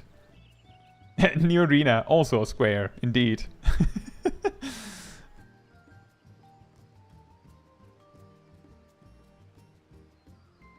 And that is also really, really weird mechanic. Or just weird looking telegraph. Ah. Wait, you took no damage? Oh, you took damage, it's just you don't have a health bar over yourself.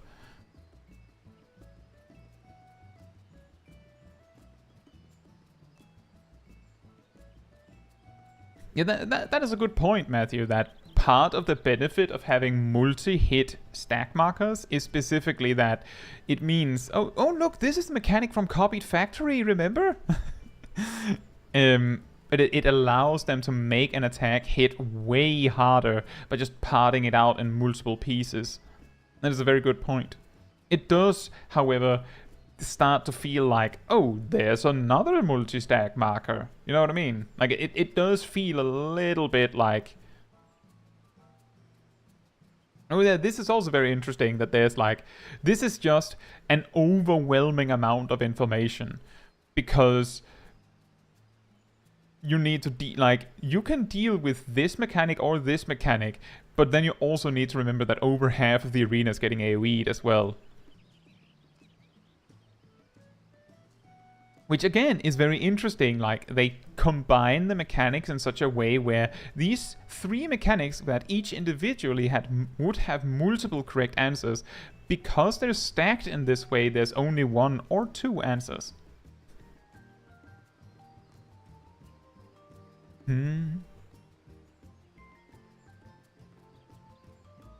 And then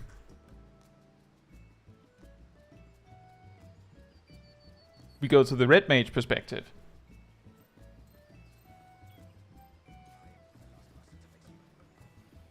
Just wait until they put light rampant into an alliance raid. Just wait until they put light rampant into casual content. That's when you know that we've truly advanced as players in Final Fantasy XIV.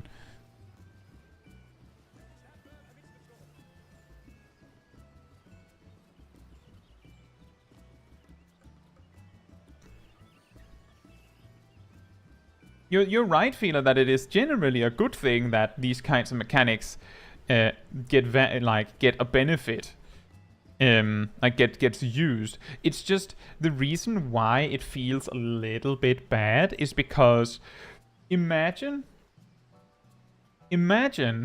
if a job got a new action that is like, if you take over half of your HP in damage in a single hit, nullify the hit. And then you start seeing bosses having mechanics that do precisely 51% of your HP in damage. It feels a little bit like, here's a tool, and you're like, I'm not sure how to use this, and then they go, oh, don't worry about it. You're going to use it on this. Because I feel like we're seeing way more like multi-stack markers in Endwalker than we did previously. Maybe I'm just noticing it more because they got a fancy new marker for it. Ymir says, what's that? Do you mean light rampant? I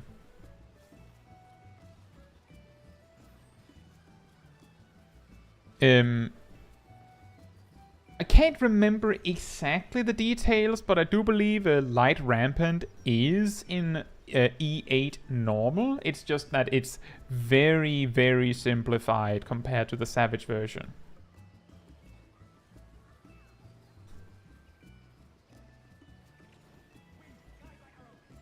It is surprised. So I think, based on what I'm seeing, it looks like Ocean has the more overwhelming feeling mechanics between Limlane and Ocean, but for some reason it looks like people are getting caught off guard by it way less. So I feel like Limlane has a higher kill count. I'm pretty confident in suggesting that Limlane would have a higher kill count, just based on that surprise mechanic right at the end with the Ramu thing combined with the serpents.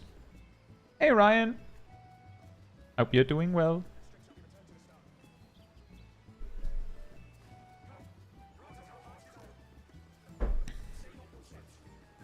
It's going... So, on the one hand, it would be interesting if they started to, like, do things like Light Rampant more, in the same way that they've started doing Limit Cut more. The thing is that once you've seen it enough times, it stops being particularly exotic, and eventually you'll be used to it. And actually, no, Ryan, you haven't missed it yet. I actually put that last because we wanted to see some of the specifically new content first. So I, by some miracle, have not actually done your clip yet.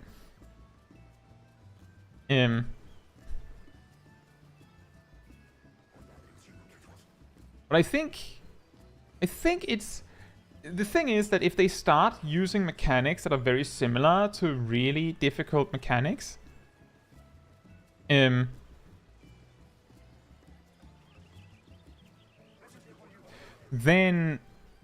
they just become known for that, right? The thing is that Limit Cut has reached a point where it's being used so often that... Oh, can you see it? Uh-oh, that's going to hurt. Ah, that was... you almost had it. You had the right idea. You almost had it. But Limit Cut has become almost a meme in and of itself, because it's a good type of mechanic. Like, it's difficult to deal with, so it's like a good baseline for a hard mechanic to resolve. But if you use Limit Cut in every boss fight, then it stops being exotic, it stops being unique, right? Imia, we might be able to get to one of your... to your clip. Oh, that is an interesting graphical error there. But I'll have to see. I'm trying to get through these without spending the entire stream on them. But I do want to see the runs. Even though we're going through them quickly. I think it's very interesting to see the different perspectives and see how people deal with it. The thing is, I have this unfair advantage in my footage that this is my second go. Limit Cut is when number indicators appear over your head. Yeah. What is Light Rampant? It is...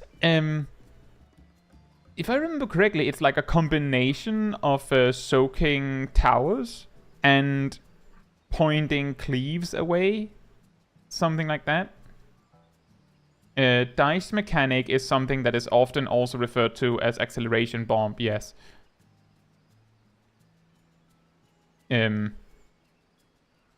But it's if you don't read the name of the mechanic, it's a lot easier to see it as just dice mechanic.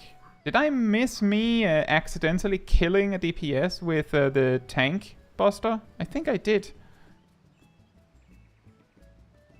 Fila says, what was that? The corpse was moving around. The person disconnected shortly after. So I think they had already DC'd ages ago. So the server was just kind of like catching up on all of the information that they sent the server. Disregarding the fact that the player was already dead.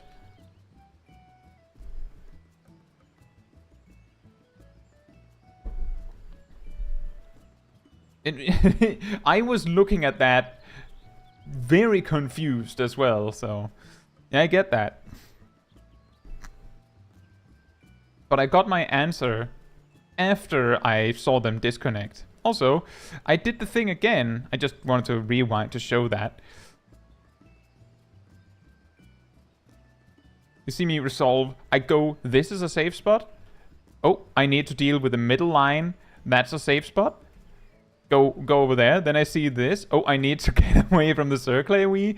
Calculating. Safe spot is there. Incidentally, the hive mind has already moved. Sprint over from a convenient expedient from Zip. But I've basically dealt with each mechanic one step at a time and somehow made it. This fight is surprisingly short, I feel. And that, of course, leads us to the big finale. where we have some trash. Something that I would like to really highlight in case people don't realize. The big one in this pack, both the cross AoE that it can do and the donut AoE it can do, can be interrupted.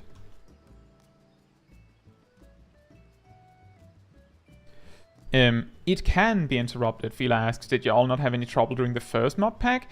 It is surprising because of the water blobs, the water sprites, but I think no one wiped on it.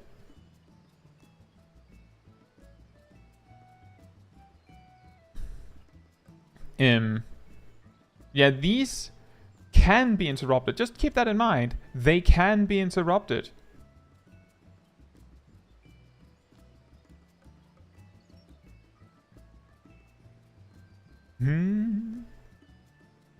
Phil says, I don't know why, but I saw a lot of people call P9S, says Limit Cut, the hardest mechanic in the tier for some reason.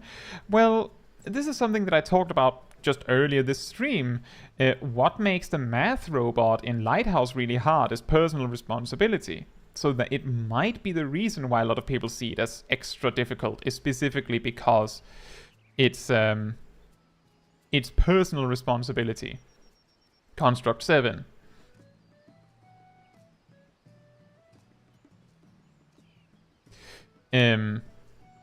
So there's a particularly brutal mechanic, or surprisingly difficult mechanic, at least in my experience, in this boss, and it's one of the few new ones. Most of the other mechanics are literally just copies of mechanics from the old bosses. This mechanic, I'm just going to explain it for anyone that didn't get it. This means the boss is going to cleave on their left. They're going to cleave on their left, but they're going to dash over there. So that means they're going to cleave this entire section of the arena.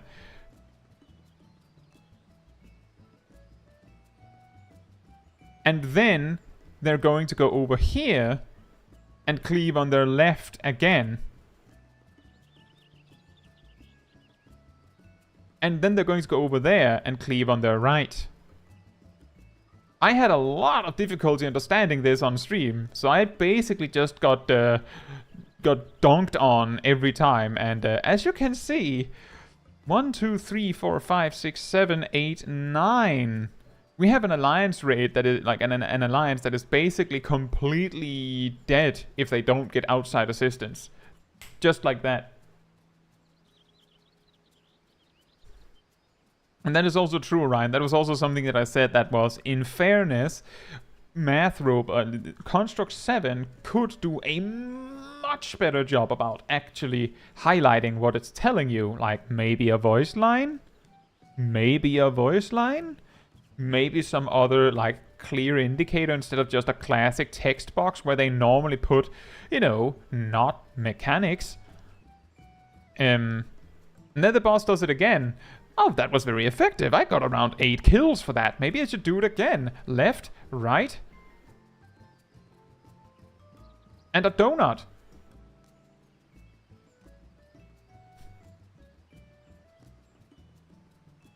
Oof. And donut.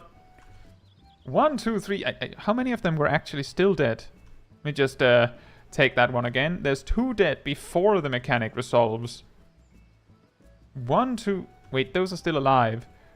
Someone got raised. So 1, 2, 3 died. And 2 players survived. It looks like they're alive, but how are they still at low HP like that? Are they dead? And it's just weird with the graphics? I guess they're dead.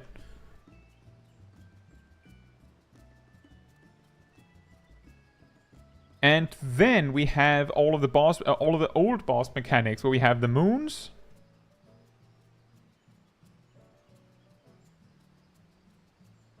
And, by the way, look at the floor. Look at the floor. Look at the floor. Exactly on the line. Like, precisely. And then on the line. And on the line. And on the line. Exactly. There are lines. On the floor. And then we have the Ezema mechanic with the fans, just happening with very little warning, so that a lot of people get hit. And then we have Althic, and then we have the... So the interesting thing is that they, from what I can tell, they always speed up 3.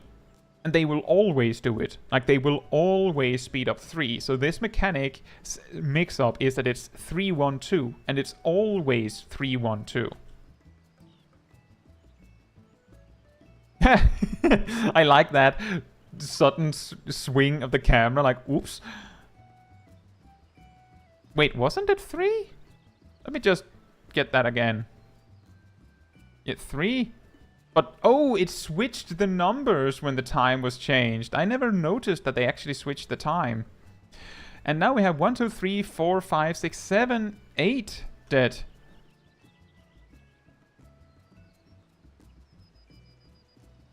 And then we have the hieroglyphs.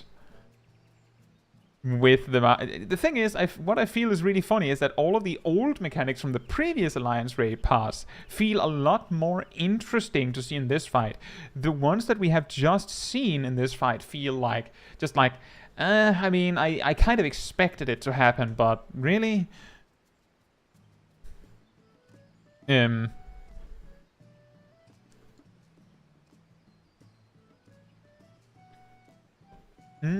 then there's the destroyer arm. And then we have, of course, the plants. Well, Bundy, the reason why they're reusing the same mechanics from the same raid is, of course, because the whole gimmick of this boss is that they're using all of the gods' actions. Even though some of those mechanics are going to be from bosses you literally just fought, it's thematically correct, even though it's kinda boring, because you have already seen this. But the whole gimmick is that it's like a, as I put it on stream, it's like a best-ofs of every single one of the gods. Like, their most fancy mechanic in some capacity. Some might argue that some of them got a very boring choice. But I do get what you mean, that it's kinda lame that we have these mechanics that we have just fought, and they're using them again. Gazel says it might sound boring, but people are dying to them. True. Bjergott was shafted with just his knockback. I mean, it is one of his more unique mechanics, with a knockback combining those, like, four-sided cone AoEs. Like, I mean... This is certainly... Is this the most unique mechanic from Nalthal? I feel like it's the mechanic that works the best if they were to portray Nalthal. I feel like this mechanic actually, like... It's used in a slightly different way. But I think this mechanic is one of those... Aside from the balance thing on Nalthal, this might be the mechanic that gets the most random kills for Nalthal. Because people don't realize it. And then we have the combo with Ocean. But it takes so long to resolve that it's easy to dodge. And then we just have a raid wide. A really, really big multi-hit raid wide.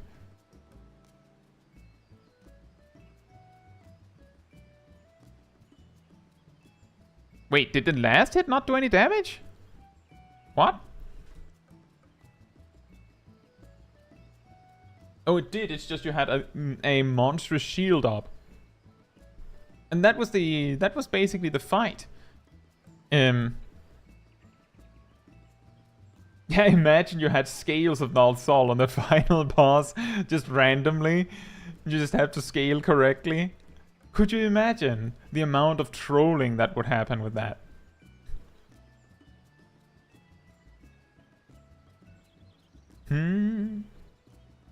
I don't think there's anything left on this. So I'm just going to hop a little bit fast through it. If I remember correctly, they just mix up the order of these mechanics, maybe. But that's pretty much it. They don't really, like, combine them in different ways. So it's just the same again. Bumpy says she has a lot of HP. I think the reason she has a ton of HP is because we had a lot of deaths in this group. Like, as people get more well acquainted with the fight and die less, it's going to feel more manageable. Right.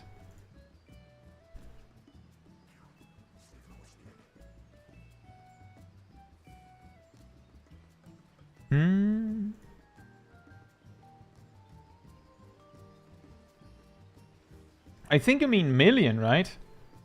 But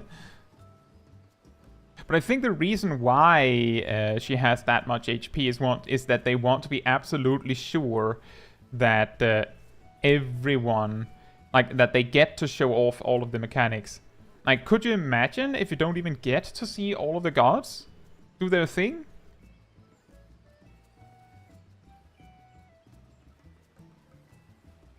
Gazel says, how do people know the exact number of the HP? Fight Club. ACT can see it. There is a plugin in ACT that can see it.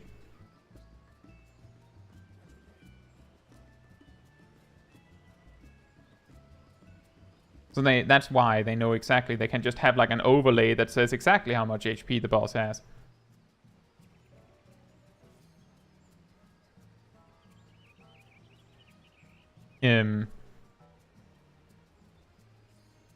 So that's how people generally discover it.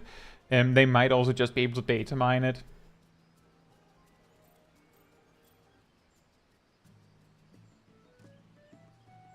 VX says, you mean like how many pet players don't even see scales in Aglaia?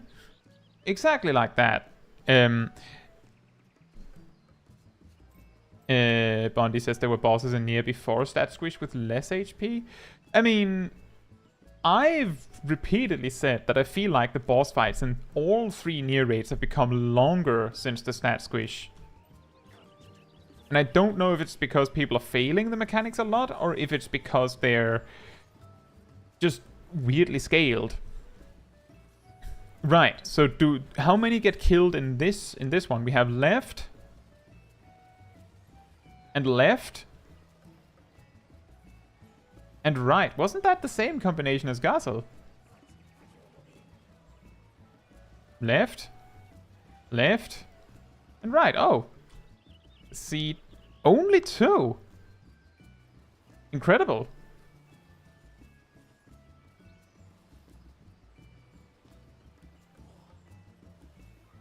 Yeah, the only way that we would be able to skip Eulogia, here's mechanics, is if we get like a full 660 team and everyone plays it perfectly, then maybe you can kill her before she finishes the last mechanics.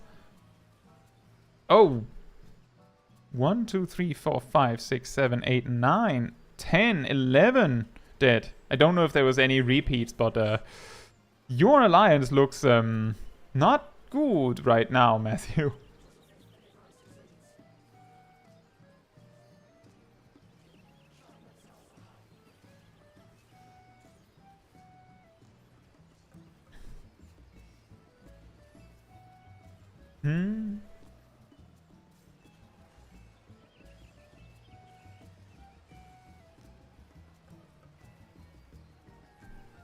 I don't really know with Tout Paradigm's Breach whether the red...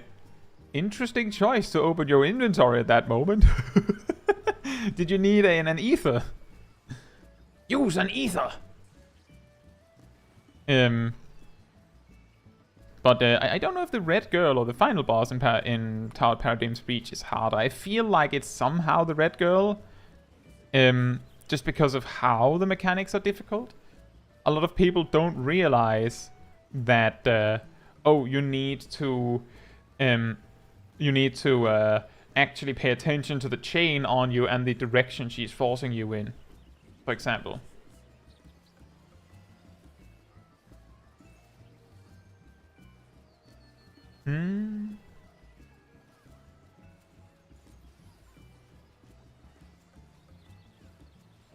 The inventory was for ether, and that that is a little funny. That can happen. I think I've done that myself as well.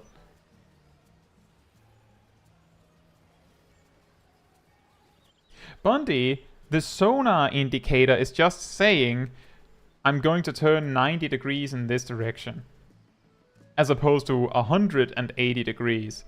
It's just in addition to the arrows, just to tell you how much it's turning. I don't know why they gave it a sonar when it's always 90 degrees. It kind of leaves you wanting, because it kind of implies that it could be 180 degrees.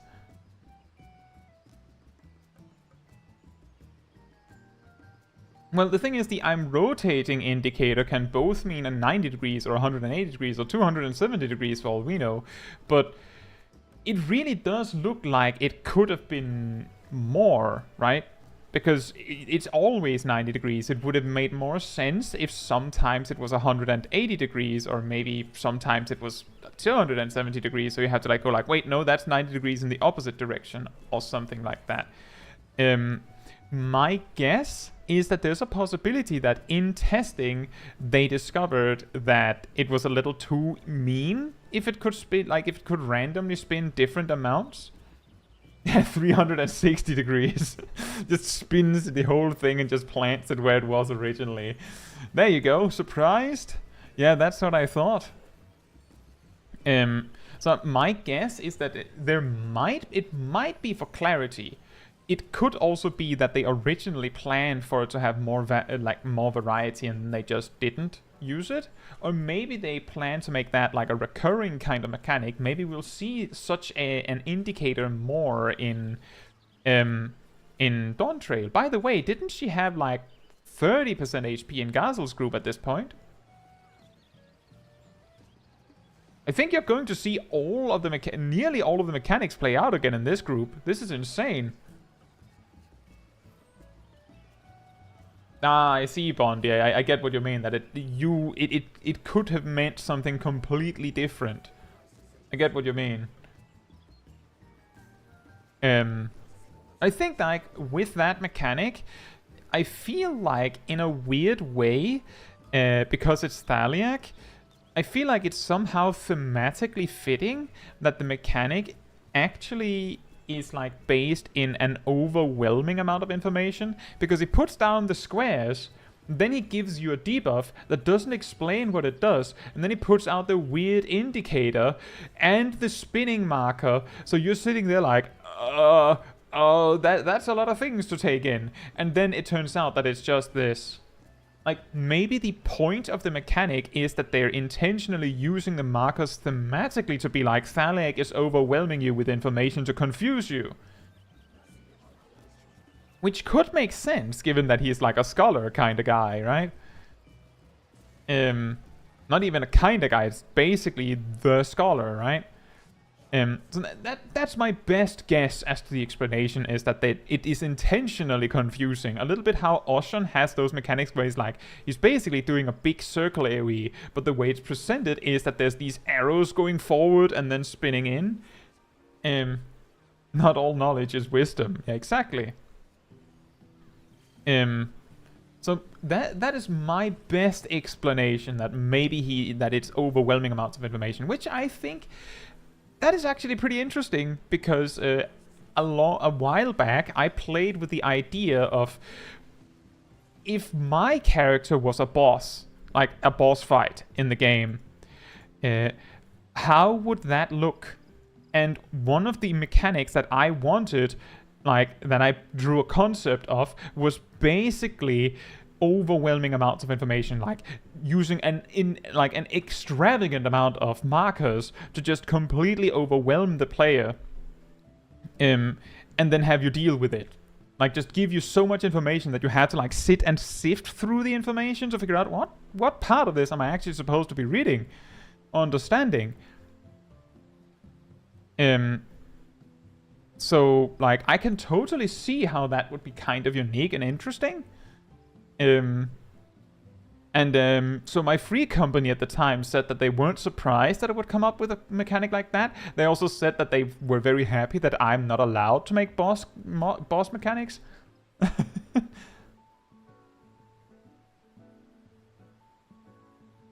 Mimia says, what weapon would you use? I would probably switch weapons. Like switch between different jobs throughout the fight.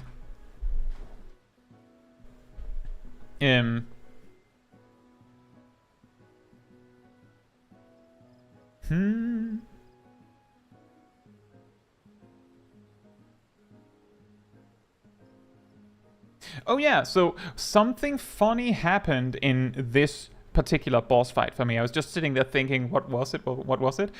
By coincidence, my inner release was up pretty much every single time there was a knockback. And if inner release wasn't up, arm's length was available. Like, basically all knockbacks just get denied, either by accident or by me just having arm's length. Oh, by the way, 1, 2, 3, 4, 5, 6, 7, 8, 9, 10, 11, 12, 13. I mean, Gazel, I feel like your group did better than this. Calculate the damage gain from having exactly 1,843 crit while sacrificing 262 determination. Kai tells your stat is useless and that stat drops to 0. Now that would be a really cruel mechanic. I think it would remind me of in World of Warcraft a long time ago. They would have this thing that because of how scaling worked in the game, tanks would have so much dodge or parry by the final raid tier that they just gave the entire raid like a minus 20% dodge chance debuff permanently while in the raid to compensate for that.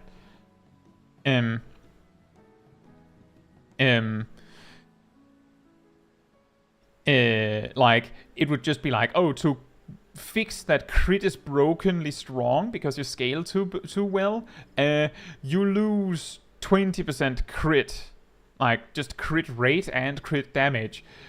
I wonder how that would affect the meta, because that would mean that if you didn't have over 20% crit, there might actually be an argument to be made that it would be better to just have 0 crit, because you would drop to 0% crit chance anyway.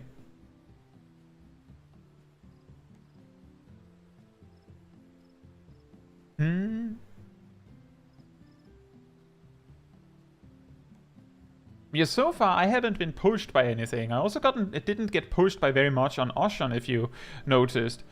Warrior's knockback resistance is insane. It's really funny that Warrior specifically has 3 knockback immunities.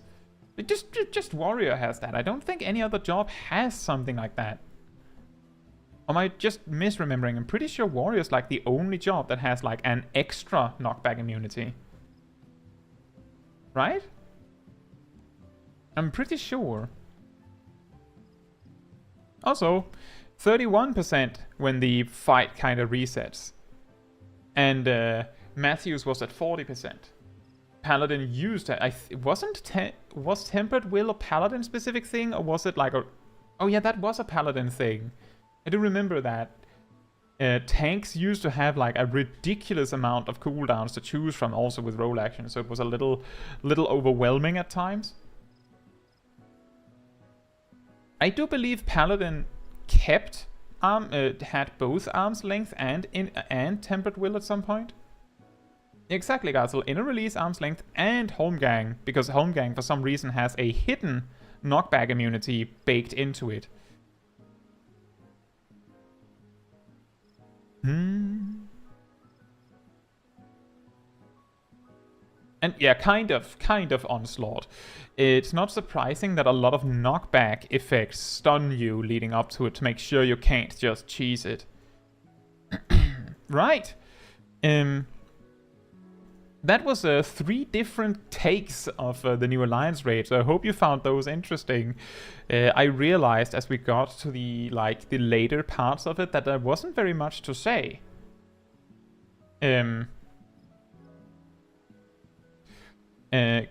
Looking at the time, I was thinking maybe we take the... you know what, I do think we can do all of it.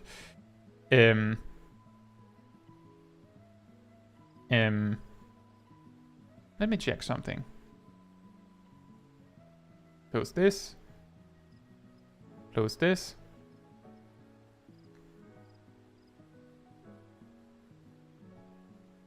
The access to you watch the videos before you watch them on stream.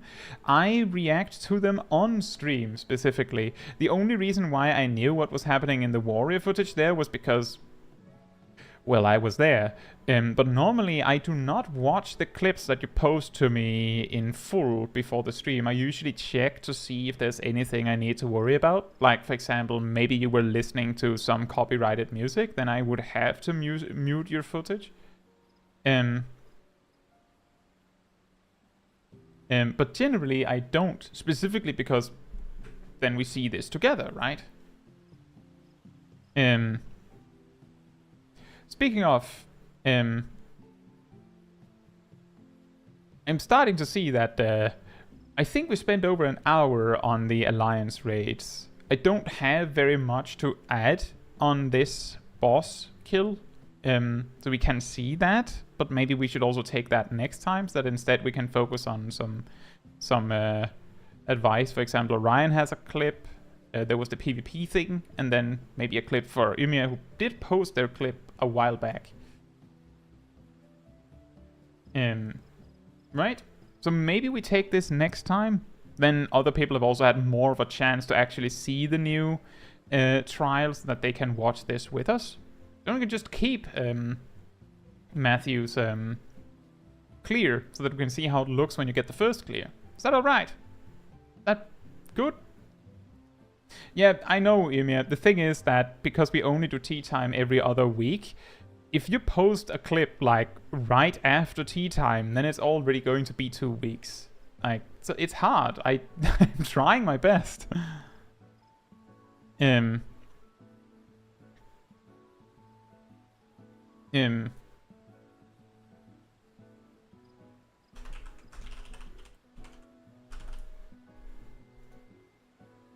But how about we do that? So I'll take Orion's clip, Gazel's PvP clip, and then Ymir's clip. And then we will have this extreme for next time, where people have had a chance to like see the trial for themselves and everything. Weekly tea time. that would possibly solve it. Possibly. So Orion had like a list of things for me to be aware of that they already realize is a problem. There's not really an opener. White Mage doesn't have that much of an opener. There's something with time, with when you use As Eyes and Presence of Mind. There was a wasted Swift cast at the start. There was maybe a bit too much regen being used on the tank. Thin Air didn't get used. As Eyes wasn't used as much as it could, because there was an aim to use it for healing instead of DPS, and Lilies weren't being used for a long time.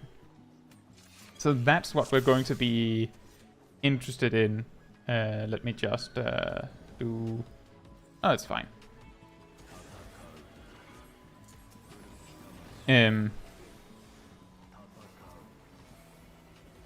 Was that a case of a Japanese voiceover with English text? So this is, of course, E9. Shocking everyone.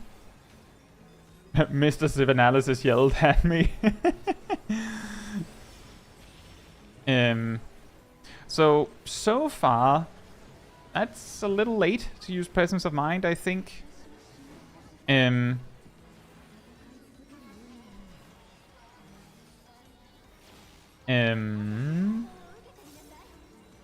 So generally, in a trial or a normal raid, at like for certain, you typically should not need to put regen on the tank.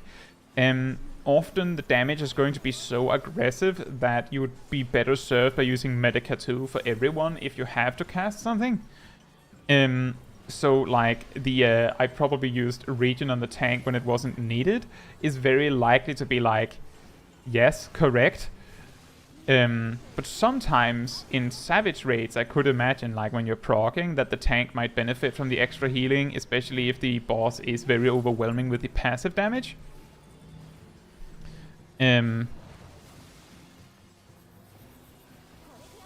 Huh.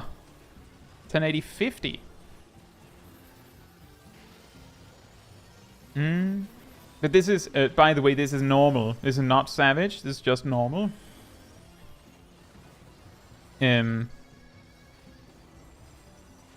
trying to see if there's anything I can notice in particular. I did notice you didn't use any lilies for a long time, and you're sitting on it right now. Gazel says, how many GCDs in should I use Presence of Mind? Same as Chain. Yeah, about that. Like, pretty much, because you want to, like, align with raid buffs. That is the general idea. That's what you want to do. By the way, Orion, there's a setting in the, I believe, the character config where you can make it so that when a target has less than full HP, you can see their percentage of HP. You might appreciate that. Just thought I'd mention it. I haven't seen anything particularly stand out. Like, the thing is that the key things that I'm noticing is that you're not using, like, you didn't use lilies, as you said. Presence of Mind isn't going to be isn't being used as aggressively as it could be. You mentioned yourself that Azai's isn't being used as aggressively as it could be because you're focusing on using it for healing. Naturally, part of the reason why you don't need to do that, at least in a normal context, is that you have plenty of lilies. Like, you can use a Flasus Rapture in those situations most of the time. Uh-oh. Uh-oh. Uh-oh. That mechanic always gets awkward.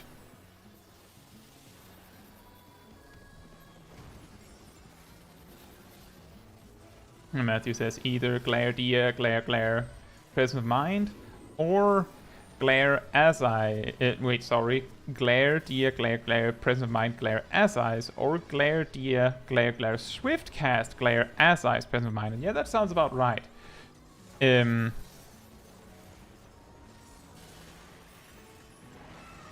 I think I don't know. I would. Let me just pause for a second. I would probably say you would probably want to use Swiftcast before the. I would probably say Glare Dia, Glare, Swiftcast, Glare, so that you can, get Presence of Mind and Azai's out on the same GCD as in the first example. But maybe we're just confusing each other because of the text. The first Glare is pre-pull, yes.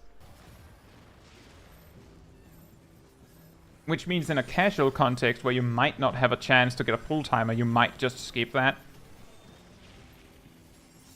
But it also becomes kind of meaningless if the rest of the raid isn't using raid buffs on time.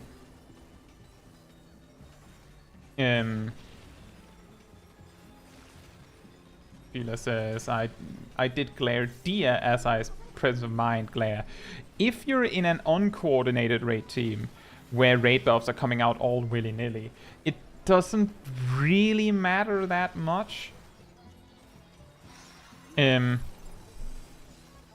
I know, Matthew, that is exactly what I'm saying. I'm saying, wouldn't you want Presence of Mind to come out after the second Glare, regardless of whether you use Swiftcast or not?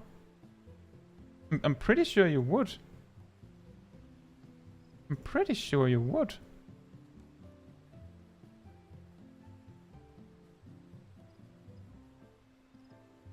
No, you're right. According to other sources, like the balance, you're right. It's Swiftcast and then use Azai's and Presence of Mind together in the same window that you would normally just use Azai's. Azai's and buffs matters more. Fair enough. There's also the part that the speed boost from Presence of Mind might, like, getting that out exactly with raid buffs might not matter very much, since ultimately what you need is for your casts, all of your casts to fit in.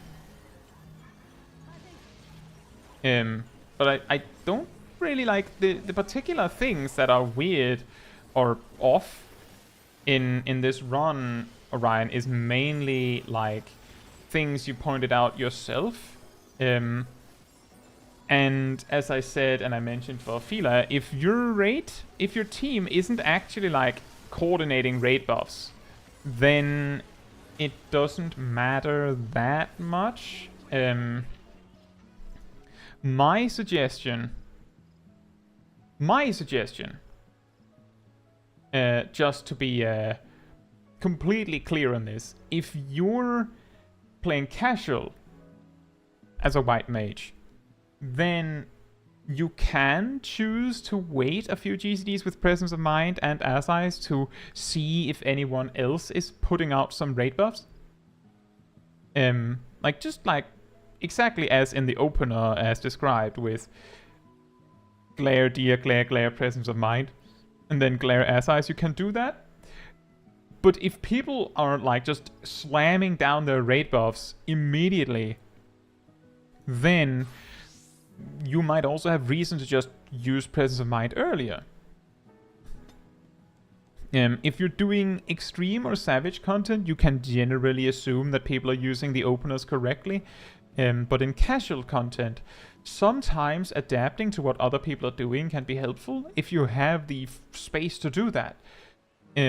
For example, if everyone is using their raid buffs immediately anyway, so you have all of those raid buffs going from 0 seconds, then using Azai's Presence of Mind immediately after Dia might be just fine. The thing is that if you do that, then you don't even give the rest of your party a chance to choose to use their buffs later. Like, you're probably going to miss raid buffs with Azai's if you do that with 99% probability.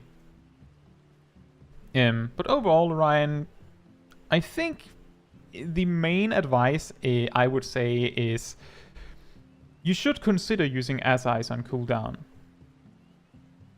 You should consider using Presence of Mind on cooldown. After the opener, of course, for both of them.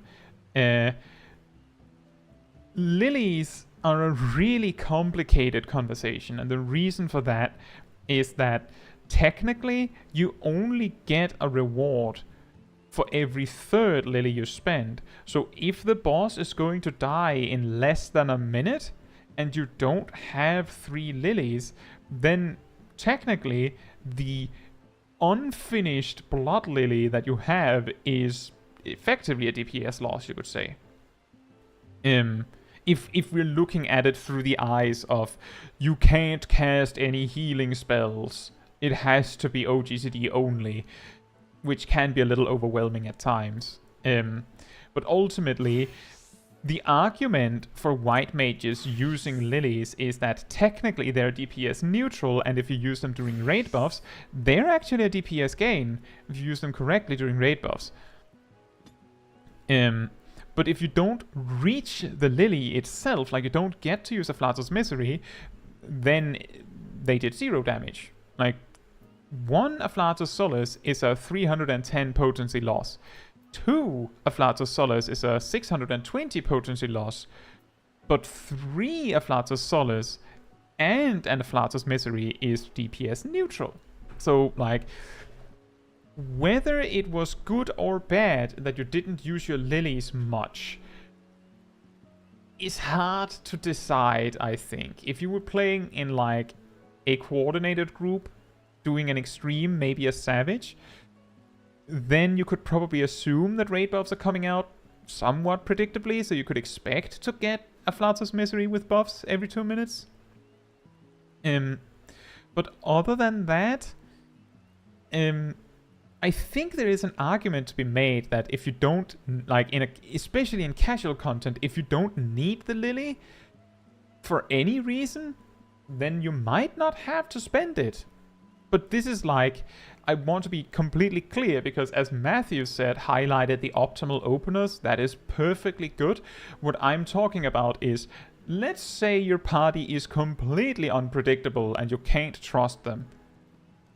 If that's the case, then the optimal opener might not be the optimal opener, because the whole reason why you do, glare, dia, glare, and then start using cooldowns is because the standard procedure is around 7.5 seconds into a fight, use raid buffs. Bondi says lilies during downtime will always be a DPS gain. That's true. If you cannot cast glare or dia or holy on anything, then technically using an Afflatus spell is a gain. That is true, because it's more like, if you can, like, they're not a loss, more like there's 0, 0, and then 1240. That is ultimately what it boils down to, is casting glare is, net 310 potency. Casting Afflatus Solace on its own is 0 DPS, or 0 potency.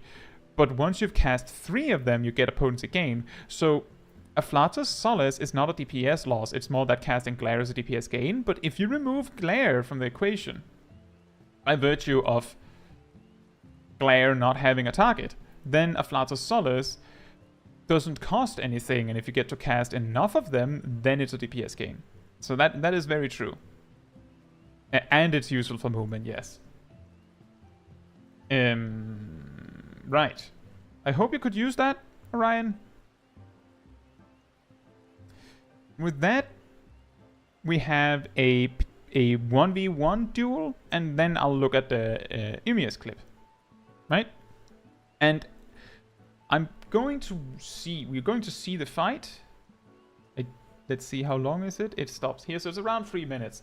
You might be inclined to say something about 1v1 duels and balance. I'll get to that.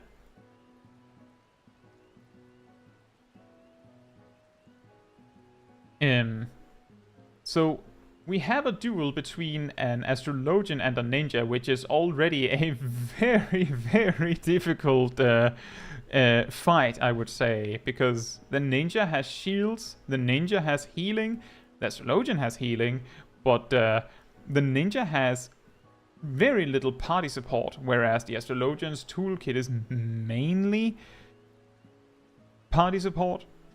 The advantage that the astrologian has is, of course, that they can kite, but if the ninja is keeping up, then the astrologian can't really run very far. It's mainly during gravity casts that you can just step away. And then it comes down to whether the ninja is using their immunity and avoiding as best as they can. So the primary concern here is that the instant that the ninja has limit break, you will lose if you drop below 50% HP. And the ninja is perfectly capable of nuking you down to under half HP. And then just using limit break on you before you can react. That is perfectly possible, especially if you don't have any extra recuperates in the chamber. So the best you can do is try to heal yourself by other means that can be a little slower.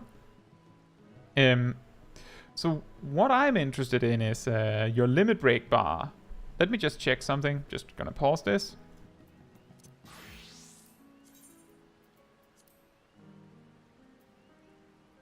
$105. 105.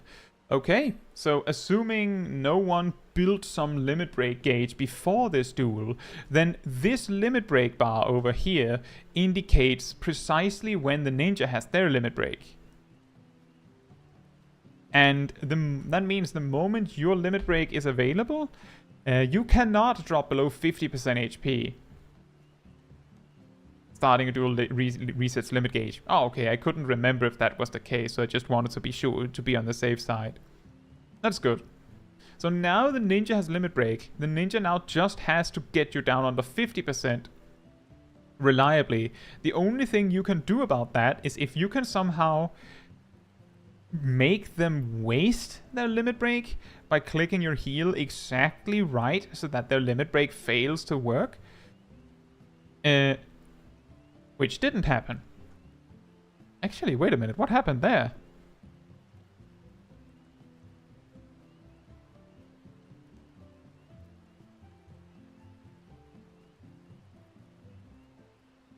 Huh? Let me see. You're at over 50%. You're still at over 50%. Oh, okay.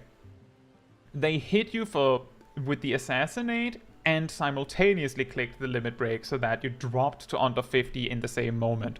So yeah, that was exactly what I was kind of expecting to happen, is that in a duel, and this is something that is a little bit of a problem with 1v1s in PvP in Final Fantasy XIV, primarily because PvP in Final Fantasy XIV is not balanced around 1v1s at all.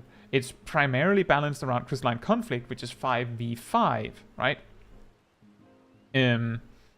So it's totally normal that some jobs just can't win a 1v1, that it's totally lopsided, that is totally normal and totally rational and totally fair, because, for example, Astrologian has a massive advantage in a party that works with it. And Ninja's massive advantage is burst damage. So that means that some jobs are just going to have an inherent advantage in PvP. Exactly, Phil. Ninja versus Astrologian didn't seem very winnable. In particular, as I see it, Samurai, Ninja, and Monk especially seem like extremely unfair matchups, almost regardless of what you're playing. And for different reasons. For Ninja and Samurai, it's all down to the limit break. With Monk, it's just because Monk has... I think they have the highest sustained DPS of everyone in PvP, I'm pretty sure, combined with a very, very surprising spike every now and then. And that means that Monk's weakness... Monk's weakness in PvP is that other people can peel the Monk away from you. So the Monk just doesn't get free reign to just wail on you forever. Someone else can just yoink them away or stun them or snare them or something. But if you're alone, the Monk just runs next to you and just punches you in the face forever. And they hit faster than you, even if you're a ninja or a samurai.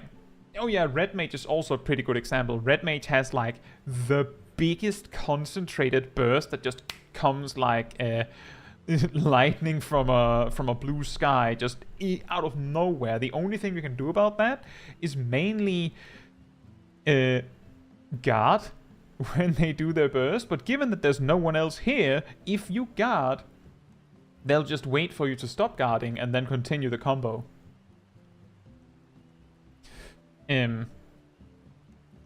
Monk gets countered by guarding at the right time. Well, Monk's limit break specifically cancels your guard. But that would of course reduce the damage of their limit break. The whole point is that, yeah, if you guard at the right time, you can just eat the Phantom Rush, which kinda sucks. But that doesn't change the fact that the Monk's sustained DPS is ridiculous, and if the Monk sees it coming, they can just wait with using Phantom Rush. The standard setup of Enlightenment Meteor Drive, that's true. My main point with Monk was more so their sustained damage rather than their burst, but you're right, you can mess up their combo. But you might notice that I'm specifically highlighting jobs that are really good at dueling, because most of the other jobs, most of the jobs in PvP are built with some sort of weakness, some sort of downside. And in a 1v1 fight, you don't have your party to compensate for that weakness. For example, if you had a 1v1 between two paladins, there's a reasonable chance that that fight would just never end. Because both of them almost out-heal themselves. The paladin's DPS is lower than its HPS. Almost. And as long as that is true, none of you can win.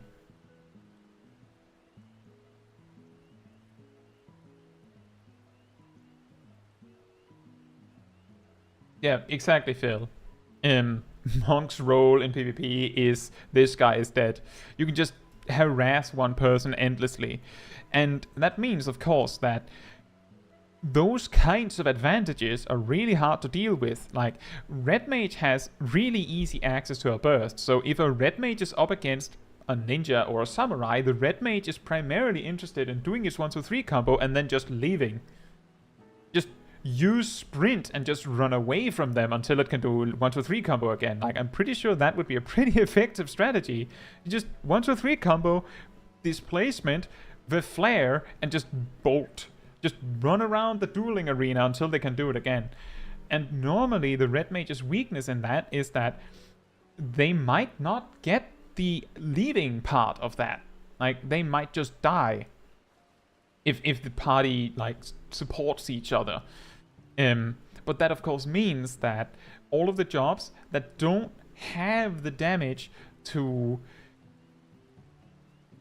kill someone off on their own is at a massive disadvantage.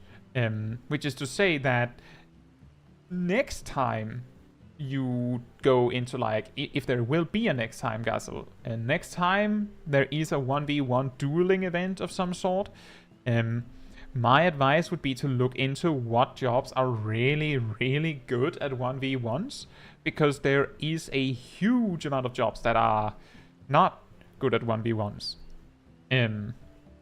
And just to finish, the samurai is, of course, incredibly unfair in PvP, because once 2 minutes have passed, which is slightly longer than the ninja timer, every single time you press an attack, you have to think, is the samurai about to click Chitin now?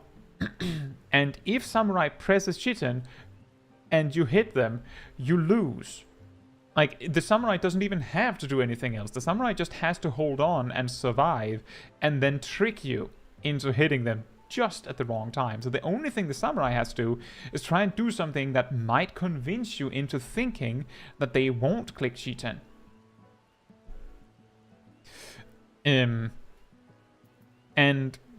if you attack at the wrong time, you just lose. It's like, it's an easier free kill for samurai than it would be for ninja.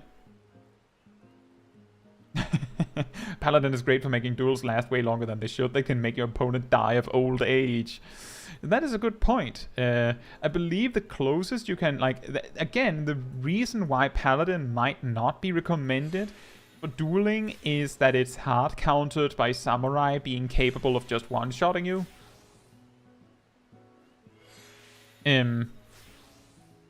Like, Paladin has nearly unstoppable sustain, but samurai can just kill you, like, from full to zero. Like, it's not like ninja where they have to actually work for it. Samurai just has to make you make one mistake, and Paladin has to attack for that sustain. But yeah, anyway, my point is that PvP is not balanced around 1v1s, so it becomes extremely... well, it becomes imbalanced, right? Like, that's basically what I'm saying, is that it's totally out of whack in terms of balance. Phalanx has the same cooldown as Zantetsuken. Yes, they do, but... I don't know about you, but I have certainly been killed mid-Phalanx cast. Like, actually cast Phalanx, die, and then see the limit break go to 0. So it depends on whether Samurai manages to click Zantetsuken before you click Phalanx. And furthermore, if you click Phalanx, maybe the Samurai goes, well, you're a paladin, so I'm just going to trick you into using Phalanx first, and then I just need to trick you again. Like, the whole thing there, the paladin versus samurai matchup is reach Zantetsuken, trick the paladin into using Phalanx, then trick the paladin into dying to Zantetsuken. And then, whoopsie, you're done. And given that the paladin might not have the force to bring down the samurai at the end of the day anyway, they might not. The samurai has all the time in the world. Like, the point I'm trying to make is that Paladin has an almost paladin is almost the immovable object, but samurai is absolutely the unstoppable force in this regard. Samurai will probably win if the paladin cannot win the filler part of the fight.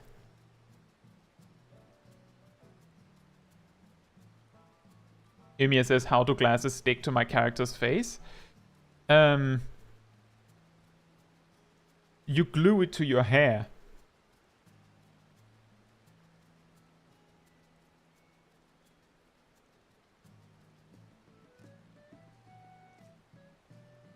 Yeah, I could imagine Scholar would be way worse. It can't really do anything alone. It can't really finish kills. What do you mean, Ymir? You have hair right there.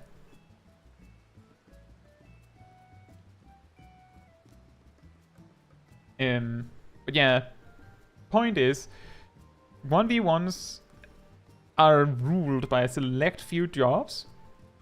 I'm not sure. I'm not sure what if there's any like sleeper jobs that are really good at the end of the day for dueling, but overall, it's a little bit like Frontline, where you see a select few jobs that are particularly good at just wiping out swaths of players that dominate, you know, like Dark Knights, Dragoons, to some degree Scholars on their own when they're just like with randoms. Did I mention Dark Knights? Astrologian is sometimes good at supporting them. Yeah, like, you can make a group, like a 4-man party of a Dark Knight and an Astrologian to snare enemies, and the Dark Knight limit break and the Astrologian limit break for the damage boost, and then just have 2 Dragoons Sky Shatter. But you don't even need to do that. You could just bring 4 Dark Knights and almost do the same. So, like, there are some jobs that have a massive advantage, and this advantage stems from the simple fact that the game isn't balanced around that game mode. Like, the PvP seems to be balanced primarily around Crystalline Conflict. It's a little similar to how you see in PvE content that warriors completely off the scale broken in dungeons.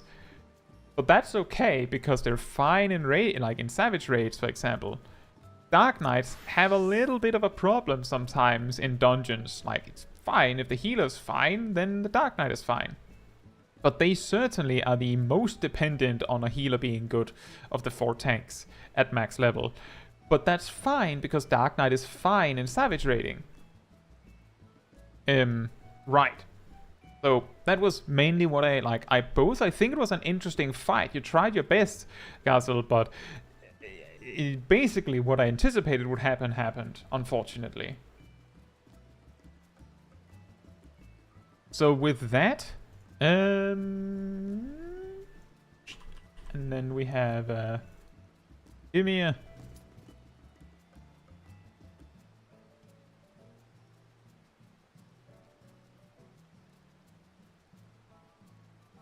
And this is, of course, from the previous patch, so it's not 6.5, which, of course, means that I don't know which dungeon we're getting.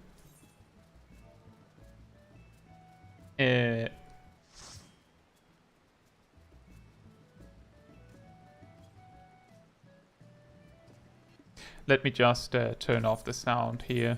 So it gets a little awkward with the double music.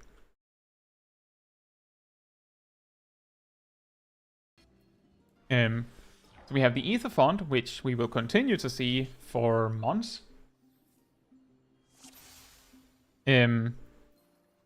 So I'm going to look for, you know, the kind of things that I usually do when it's tanking, but I'm going to set it to double speed.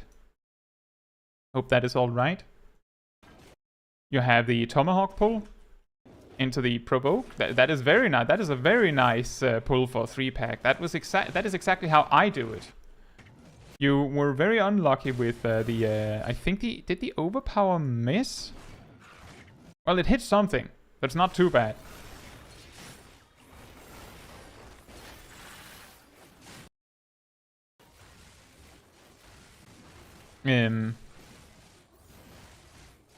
Emia says, for those that don't know, I'm a clicker. That's fine. I only highlight the fact that you're a clicker really when it looks like it's getting in your way. Like when it seems like it's causing some problems. If it's not causing any problems, then it doesn't matter. Like, if you, for example, seem to, like, click the wrong thing because of your mouse moving to the side, or you're having trouble clicking the correct order of buttons, or you're not clicking something because it's a little too awkward, that's when I start going, But as long as you're playing fine, there's nothing to talk about with that, right? You could have used an Onslaught extra in that pull. As you can see, it's completely fresh now. It's completely ready. That is pretty much how I would do it. Sometimes I'll just run up to the pack, but that was pretty nice. What you could have done differently is, and this is of course a slight problem if your mouse is occupied with keybinds or hotkeys, but if you tip your camera up a little bit, you will see this in pretty much all of my Ether Font runs when I've used some sort of Ether Font footage for a tank or something in background footage. I do this pull where I look ahead, and then I use Tomahawk if I'm a warrior on one of the big beast things and provoke the other one. You don't have to do that. That's just how I do it, because that means they come towards me so that I can start the AoE a little sooner. You used Bloodwedding, very nice. Onslaught reached its full charge. That was maybe not the best, but that's fine. What I would do with those Onslaughts is I would determine who has the most HP. Switch that to my primary target, and then like weave Onslaught some down to 0, because I won't need it. I won't need Onslaught for now, and I won't need Onslaught for the upcoming boss. At least not for 30 seconds. But yeah, I would target the Helm Frost Beast that has more HP. A thing that I often do is also I move a lot to try and get those two Frost Beasts next to each other, because they really don't want that. Like, they really don't want to be next to each other, so you have to really work for it. But I normally do that. As you can see, the summoners was kind of just forced to choose one. Financial guides. But at this point it doesn't matter, because there's two targets. Most jobs will single target this, with very little difference in the damage they'll do with two. But that's usually how I do it, is I put a lot of effort into trying to get those two Frost Beasts next to each other. It's not easy. Sometimes they just don't want to. But they just want to highlight that. You know, I did notice that you used a keybind for your 1-2 combo there, or the first two steps of your combo, because I saw your mouse was not there. So that's very nice. It's very good. And you're using keybind for the 1-2-3 combos just in general. That's very good. Or maybe not all of it. Maybe it's just, well, I don't know. It looks like you have them keybound. Yeah, you know, baby steps. I think that's very good. I'm sure it will help you free up your mouse a lot if you use keybinds for the 1-2-3 combos in general. I think it's interesting that it looks like sometimes you use your mouse to click the 3, like Storm's Path. Because as far as I can see, that's just 3. Uh-oh. Uh-oh. Wait, you only got 1. Oh, fair enough. Tank privilege. I think that was a pretty good fight. Yeah, so I used that time with the boss to, of course, inspect your keybinds, more so than to inspect the boss encounter.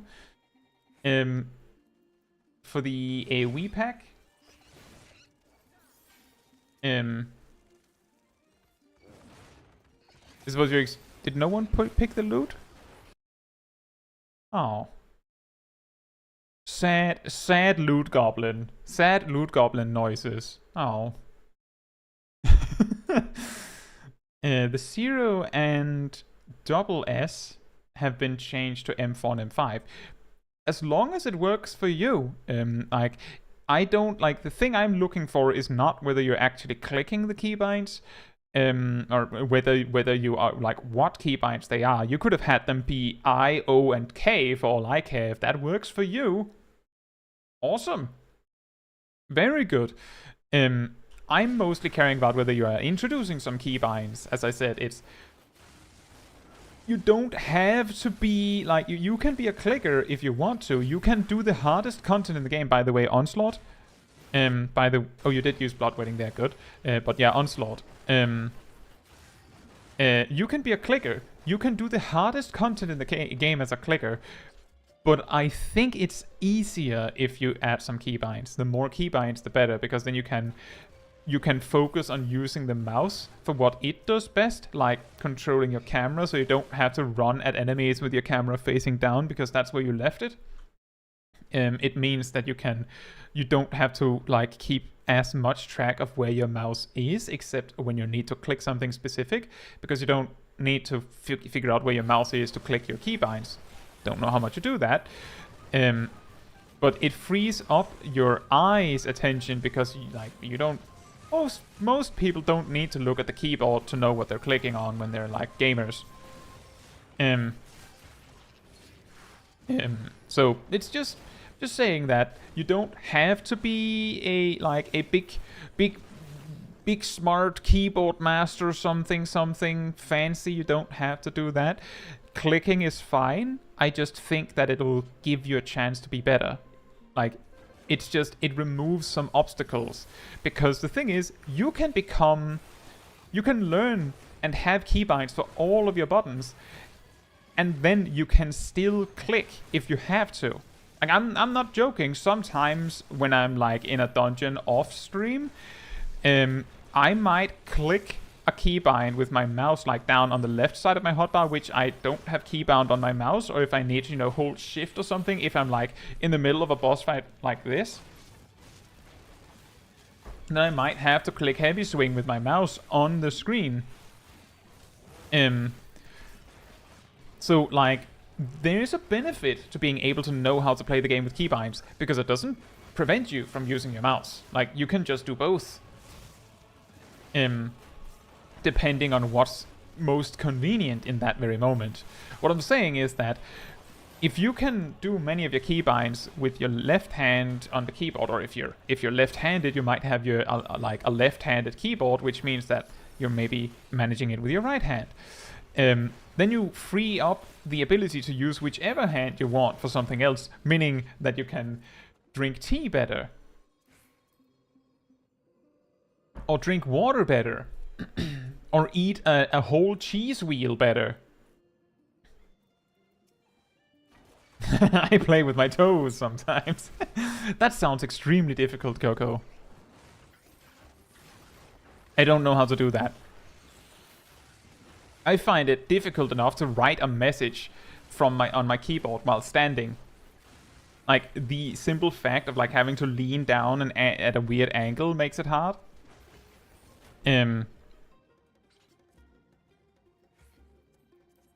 There's still the onslaught thing. But you're very good at doing the ranged tomahawk and provoke pull. But yeah, the onslaught could be used more. Another thing that you could do is vengeance right now. Well, actually, vengeance like 14 seconds ago would probably be kind of nice. Fortunately, both the summoner and the astrologian is on the case, so it's fine. This is like, it's a little bit weird of a tip, and I've talked about this before. Even if you feel like I don't need a defensive cooldown, and I see you did use vengeance in the end. Even if you look at something and go, I don't need to use a defensive cooldown, I will be able to use bloodwetting before I die, even though the healer isn't doing anything. Doesn't matter. The healer sees you dwindle down and they go, okay, I have to plan some healing for this, and then some healers will go, I'll put a regen on you. And that means you choosing to not use Rampart because you didn't need it meant that your healer thought that they needed to step in, and they lost DPS for it. It's like super sweaty try-hard stuff in that way, like super nerdy overkill, but technically you could just have used a defensive cooldown because the healer thought you needed it. Like, as I say, it sounds a little weird, but basically I'm recommending that you use your cooldowns based on what you think the healer thinks that you need, not based on what you think you need, because who cares about that, right? You're trying to make the healer feel as comfortable as possible so that they're confident not casting all sorts of unnecessary heals on you. JV mentions reprisal plus arm's length combo is good stuff too. Yes, absolutely. I typically use them in conjunction. I do believe my... Oh, the healer's dead. The Dragoon is dead. Oh boy. So, again, Summoner's not dead, so you're probably fine.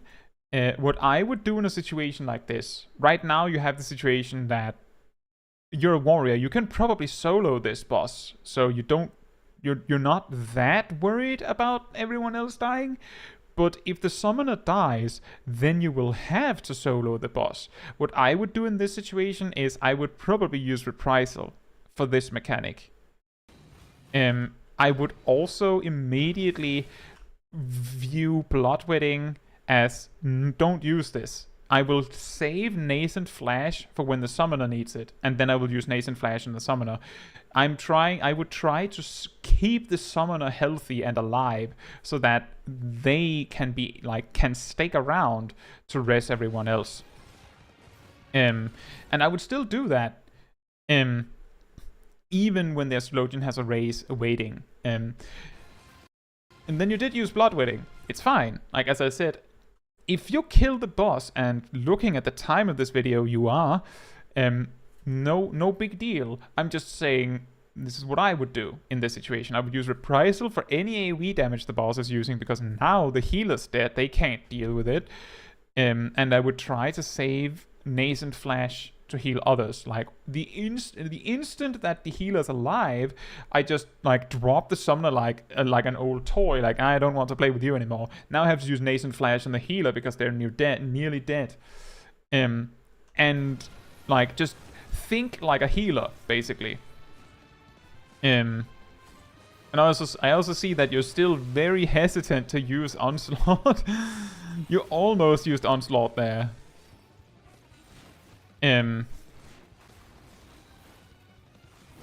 So, and there you use two of them.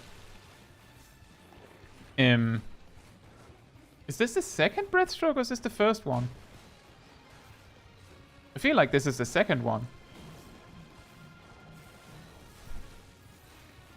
I forget it's a button sometimes. Fair enough. Right, so my primary things is that, well, it's Onslaught. My primary thing is Onslaught, and then there's the thing that even if you clearly don't need a defensive cooldown, even if you clearly don't need a defensive cooldown for a pack, it's about whether the healer thinks you need a cooldown. Like, this is why, for example, my advice for a scholar, for example, is, you can put down Sacred Soil because it's really strong and it's there. And you can put Excogitation on the tank, but as long as Excogitation lasts, you don't have to throw everything at them. If the tank has Excogitation, they're probably fine. And that indicator that, well, as long as Excogitation lasts, they're fine, gives the healer a huge amount of freedom, because they can just go, I don't care if you're not using a defensive cooldown. As long as my Excogitation lasts, then I know what you're doing. Which means that from your perspective as a warrior, if your healer is a scholar and they put Excogitation on you, if you know you won't pop Excogitation, then sure, save Vengeance if you want. Just remember that Vengeance actually is a DPS cooldown. Technically, it's a DPS cooldown because you do damage with it.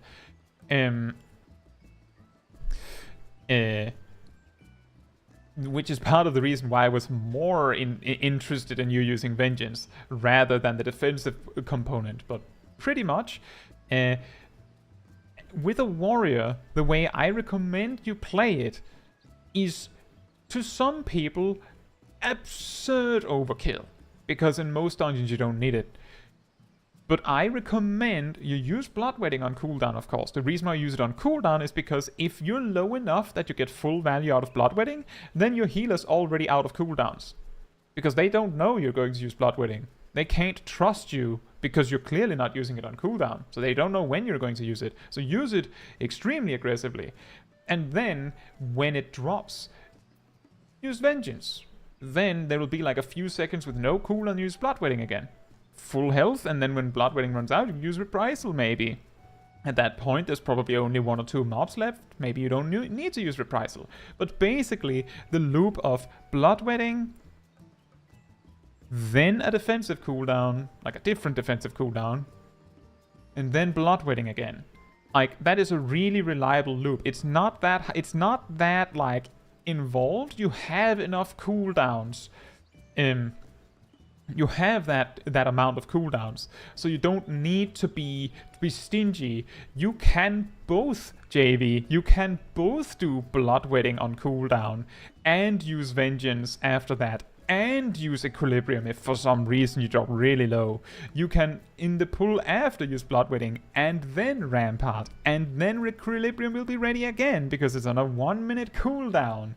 Like, Warrior is completely absurdly busted in dungeons. Like, all you need to do is make the transition between each Bloodwetting as soft as possible, basically. Because even if the warrior is perfectly safe and knows all I need is Equilibrium between these 2 Bloodwettings, if you drop low enough, that white mage is going to start casting Cure 2, and then you're going to be sitting there like, oh, why is the white mage casting healing spells on me? I'm a warrior, you don't need to do that. Or the Astrologian casts Aspected Benefic on you. Maybe they even cast Benefic 2. Who knows? Maybe they use Sinistry on you.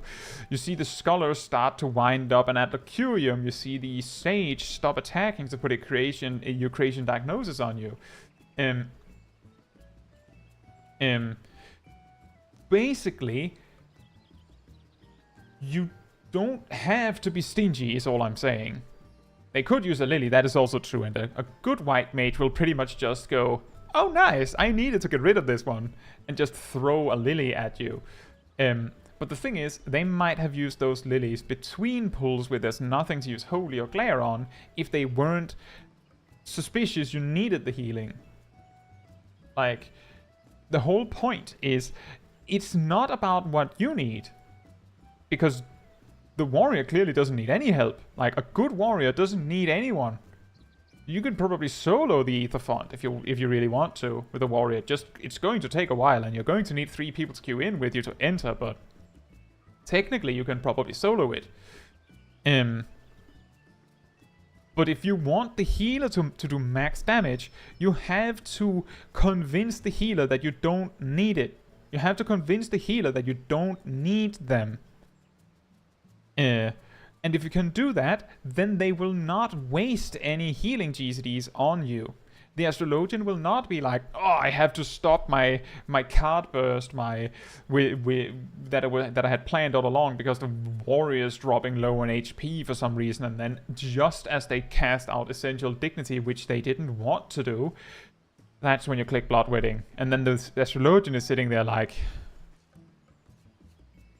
I should have just waited. Of course, it's a warrior. I should have known. So, like, it's not about what you need. It's about just convincing the healer that you don't need help. And the best way to do that is to be, you know, good about using your defensive cooldowns. And even if you don't need Vengeance, Vengeance is a DPS cooldown. Vengeance is a DPS cooldown. It make you do damage. So using Vengeance on AoE packs is a massive damage gain because it's 55 potency kickback every time you suffer physical damage. So you have those, I don't know, 8 mobs wailing at you. 1, 2, 3, 4, 5, 7, 8, like, right? 8 hits. You did like 440 potency like that. And then they hit you again. Another 440 potency. I know it's not exactly a fell cleave, but it's more than 2 of these. It's almost 3 of these.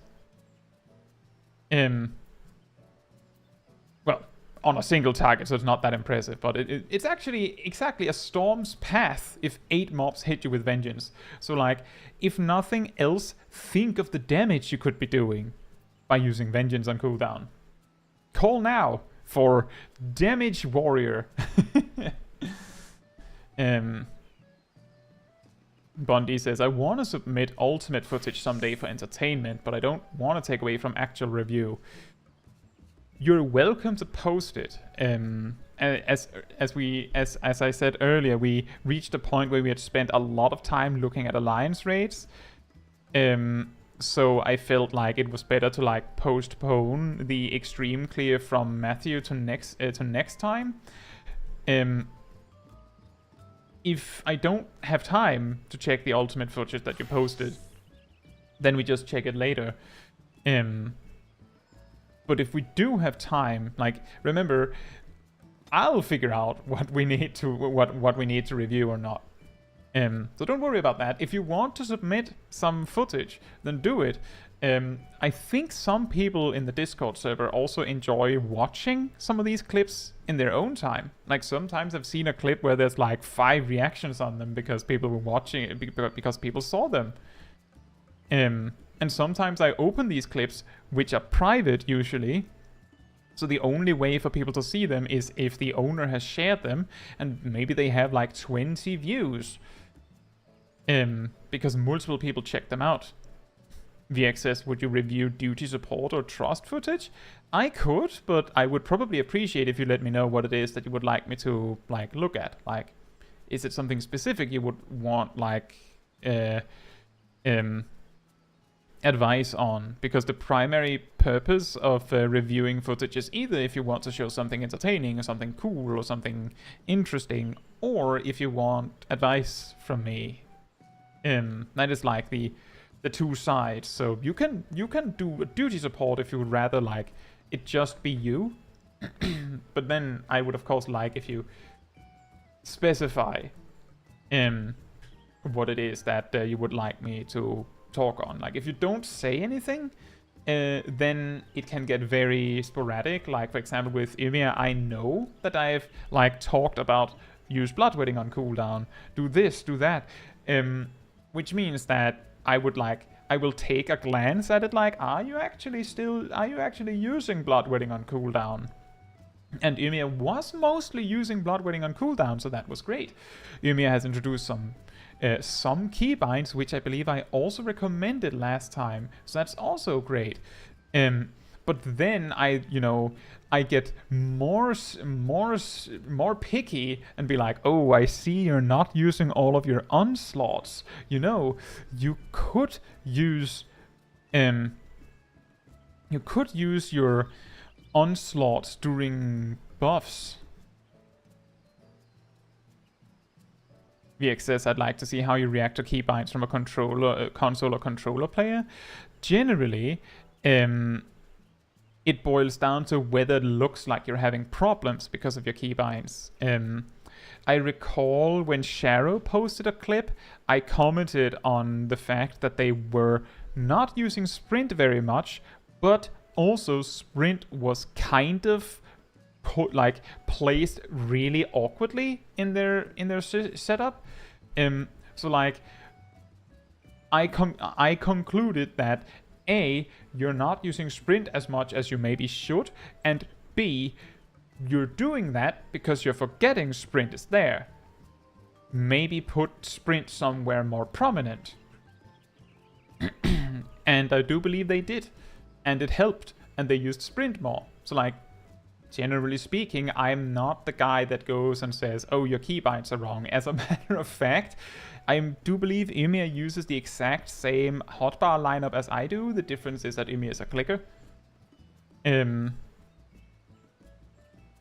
So for me, it's entirely down to, is your UI preventing you from doing something? Is the way you play the game preventing you from doing something? This is also why I don't really care that much about, for example, the discussion between standard type and legacy type controls, because here's the thing, it used to be the case in World of Warcraft, you would say that the only real proper way to control your character is to use your mouse, because that's the only way to make sure you're walking in the correct exact angle that you want it to.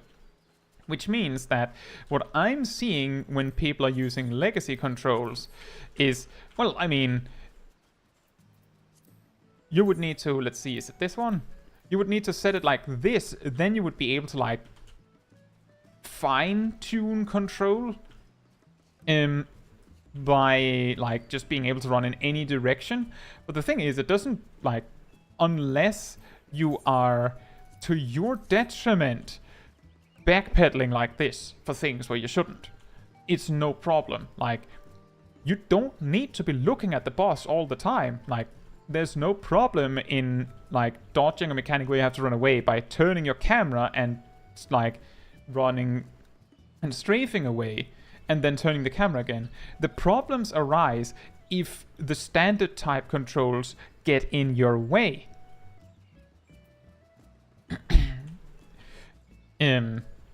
Like, that is ultimately what it boils down to. That is also why these kinds of conversations where people are like, obviously this is objectively better, is yes for you. Like, it's a subjective thing, not an objective thing.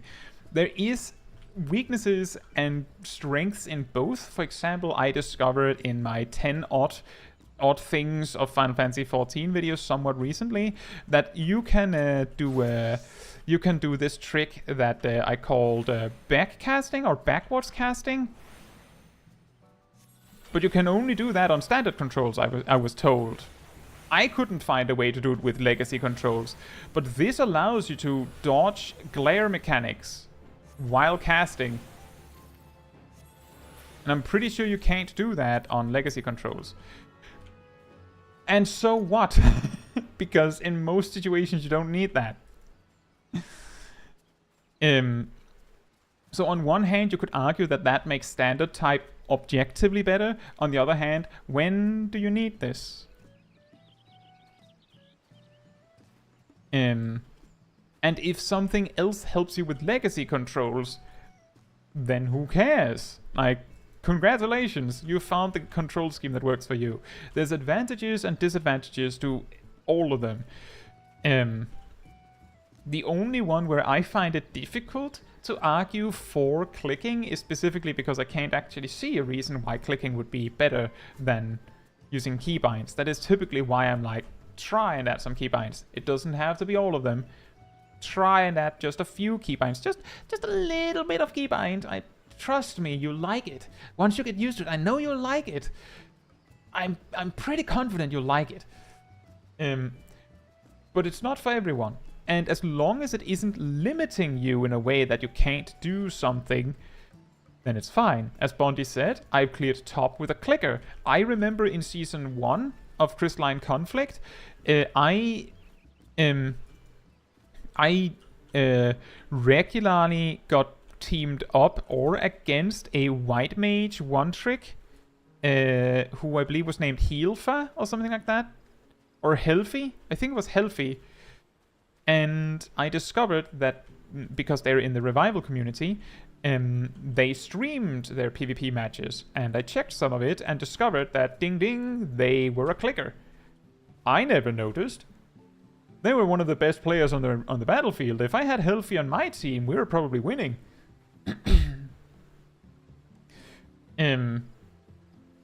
So you can do it. Healthy. I believe it was a cat boy, but I'm not entirely sure.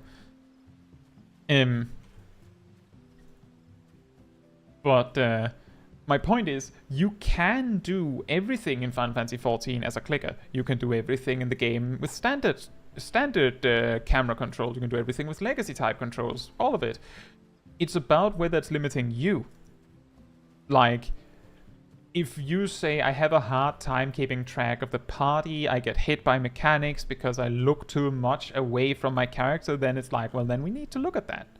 Like, if I see healer footage, like, just random healer footage, and Oh, I don't have one of those. I have those on Small Kai. If I see healer footage and they're having problems keeping track of their party and their party frames are like over in Narnia, then that's probably what I'm going to point out.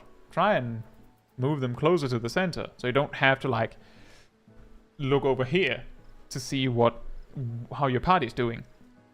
And if you're playing a support job of any kind, and by support job I mean something with a support action, whether it's a raise, a heal, a buff you can share, then like the more stuff you have that might make you interested in looking at your party frames, the more I would like think you should probably grab those party frames and drag them closer so that you don't miss a thing. That is kind of those kinds of advice I would give. But if I see that you're playing perfectly fine, Viech, on a controller with an absolutely bonkers keybind setup, and your frames are all over the place, but you're not missing an interrupt, or you're not missing that the boss is cleaving left, and you're not missing anything, and you're playing right, and if you're making mistakes, it's clearly not because of your UI, then what you're going to experience is probably mostly me saying that is a ridiculous UI. Have you considered blah, blah, blah? But I won't like go, you should probably do blah, because it's working for you. Like, as I said with Ymir, paused when half the party died and went, you could probably do this, but the boss is about to die, so you're probably good. You're probably fine. Gazel says, is there a benefit to putting your the party list on your left?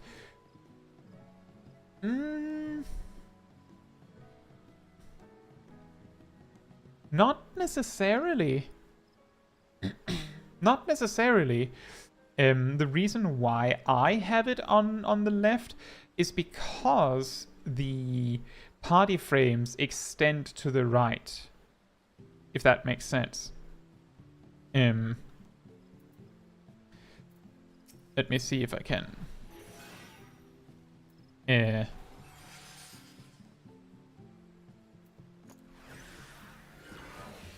Like, as your buffs stack up, they go this way. So if your party frames are over here, so like you can just barely see the MP, then you have no idea what buffs are on people or debuffs. And if your party frames are over here, then that would limit your choice in this. Like, I have it on 5 because I'm pretty confident that the 5 buffs or debuffs I'm seeing are the 5 most important ones, and because this is going to be extremely overwhelming because, as you said, is there a benefit to putting the party list on your left? Maybe. It means you're sure you can see everything that comes out of the party frames because they're going to pass the center of the screen before they go off screen. On the other hand, if there's too much information on your party frames, then you have this like cinder block of data where you just can't see anything. So I would say there's both a motivation to consider whether you prefer it on the left or the right, and also to consider, does that benefit or detract from your ability to keep track of buffs or debuffs? Like, I like that buffs are closer to the center than HP, which is maybe a bit ridiculous considering that HP is kind of more important than buffs usually, but the difference is that the buffs are more easily missed, whereas an HP bar is accompanied by a smaller number and like an empty HP bar, whereas the buffs, if it's like really far over to the right, I would possibly personally miss that you have a Doom stack on you. And forget to use a Zuna on you. Or I conclude you don't need healing right now, you're fine, and then you die because you didn't get topped up for Doom to go away. So like, it's a matter of preference. It's probably also like, a lot of things I do in Final Fantasy XIV are possibly results of me coming from World of Warcraft. In World of Warcraft, the party list is over here on the left by default.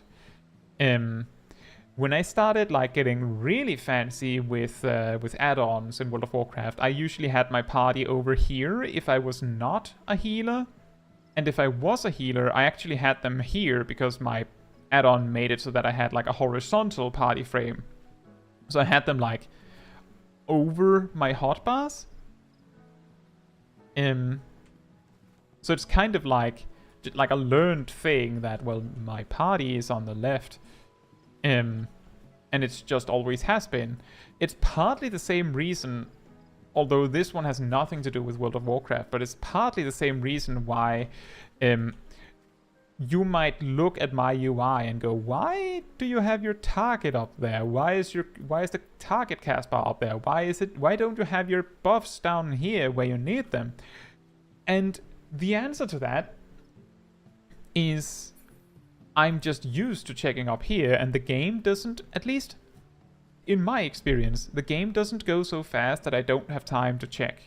Like, I have plenty of time between casts to go, right, the boss is doing that thing, how's its cast bar? And besides, my enemy list is down here, and the enemy list also shows a cast bar, so technically I have two of them. So if I don't have time to check the boss's HP, I can check the enemy list, and oh, there it is. An interesting result of my target being in Narnia like this is if I'm very focused on my rotation, sometimes the thing that happens is that suddenly the boss is dead, and I'm like, oh right, this isn't an endless encounter. I completely forgot. And I might be in the middle of a cooldown because I didn't even realize the fight was about to end. So, upsides and downsides. But the key thing is it impeding you in any way? Is it making it so that you can't do something? And usually this can be something that can be hard to reflect on yourself. Because you don't know what you don't know you can't do. For example, if your party frames are over on your right, you might not even realize that it might be a problem that you can only see 3 buffs on your party. Until someone points out, you know, you can't actually see blah blah blah blah because your party frames are too far to the right. You don't know what you don't know. Correct. But that means that you kind of might need someone else to point it out for you. Like, I remember looking at Kitsuneko's UI and going, I believe you can, I think you can hide the lock. It's not super important. What I do remember is that they had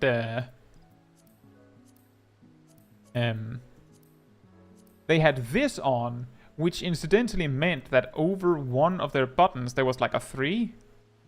So it's like, do you need that? Have you considered not having that? But it didn't cause any problems, so I believe it just stayed. But a different problem was that they had sometimes problems keeping track of what was happening as summoner, and what you saw was that their summoner gauge, this one, was like over here being drowned in like 2 other things, if I remember correctly. So they had a hard time seeing it, but they didn't realize it was a problem because, I mean, most of the information that you need as a summoner is given by your buttons anyway, so you're probably fine. But if you say, and that's the key word here, if you say I have problems with blah, or I can't do blah, I say you should do this and you say I can't, then the question is why not? And if you then say because my UI, then it becomes then change your UI. If it is a crucial thing, like if someone is backpedaling and it is causing them to fail savage boss mechanics, then the question is, does it matter whether you have standard or legacy controls? Because it looks like it would be better for you to use legacy type controls. But the whole thing boils down to what you need to do your best. Ultimately, that's what it boils down to. And if you don't need keybinds and you're perfectly fine clicking, then you don't need to listen to me saying you should try keybinds, even though I'm well-meaning saying I think it would help you. If you feel fine playing with a specific control scheme and everyone else you talk with say that's insane, why you're doing that, but you're not having problems playing, then who cares what they think? As Bondi said, I've cleared top with a clicker. I've seen crystal-ranked Crystalline Conflict players being clickers. You can do everything as a clicker. You can do everything in the game. It's just about whether you know how to do it. I wonder if you could beat top while playing the game on like electrified bananas or something. I'd like to see that one day. Like people playing Dark Souls on weird gadgets. Or bongos. That would be very, very interesting. But the part of the problem with such a demonstration is that you just need to pull your weight. The 7 other players might be able to compensate for your bad performance because of your weird controls. So, you know, it's complicated to figure out. Now, we managed to take a big long look at the New Alliance raid today. We saw 3 different perspectives. I hope you found it interesting. I hope if you had trouble with the New Alliance raid yourself, that seeing all of the mechanics like 3 times over made it a little easier to follow. Hopefully some of the mechanics that were harder to follow I kind of highlighted. Otherwise, you can of course check the VOD again. Both Matthew's and Gazel's runs are on the Discord in the clip review, so you can watch those back if you need it. It's like the mechanics aren't easy, but they're not too punishing, is what I've heard. Is the general consensus is that it's quite wild mechanics with crazy markers, but they're very lenient. Like you can fail a lot of them and still make it. So don't be too demotivated. By the way, hi Tristan, if you're still here, glad to see you. Yeah, if you enjoyed what you saw on this stream, remember that there is a community Discord server that you can join. And there you will find most of these wonderful people that you've seen in the chat. Maybe you'll see even more people. Maybe you'll see not everyone. But you will see me. You will also find a weekly schedule where you can see what's coming up soon. You can also see what streams are coming up. There's also an announcement channel where I post whenever there's a new video, a new stream, whatever it is. It usually shows up there first before everything else. And you can get a special role you can choose yourself to get notified when I make these posts, if you like. So you get a little tag whenever there's a thing. Yeah, and if you did actually enjoy the stream, it would help me a lot if you left a like on the stream itself. That tells the YouTube algorithm that this was a very good stream and other people should see it. So thank you so much in advance. I really appreciate it. And as I've said, if you have something you've done in Final Fantasy XIV that you would like to share, put it in the clip review. And I will try to find space to see it before it's an age old.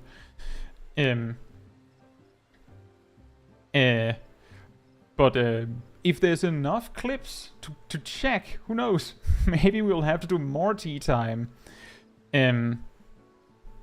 But don't feel like you can't post a thing because it'll take time away from other people that need it more. I'll figure out making sure that we cover everything.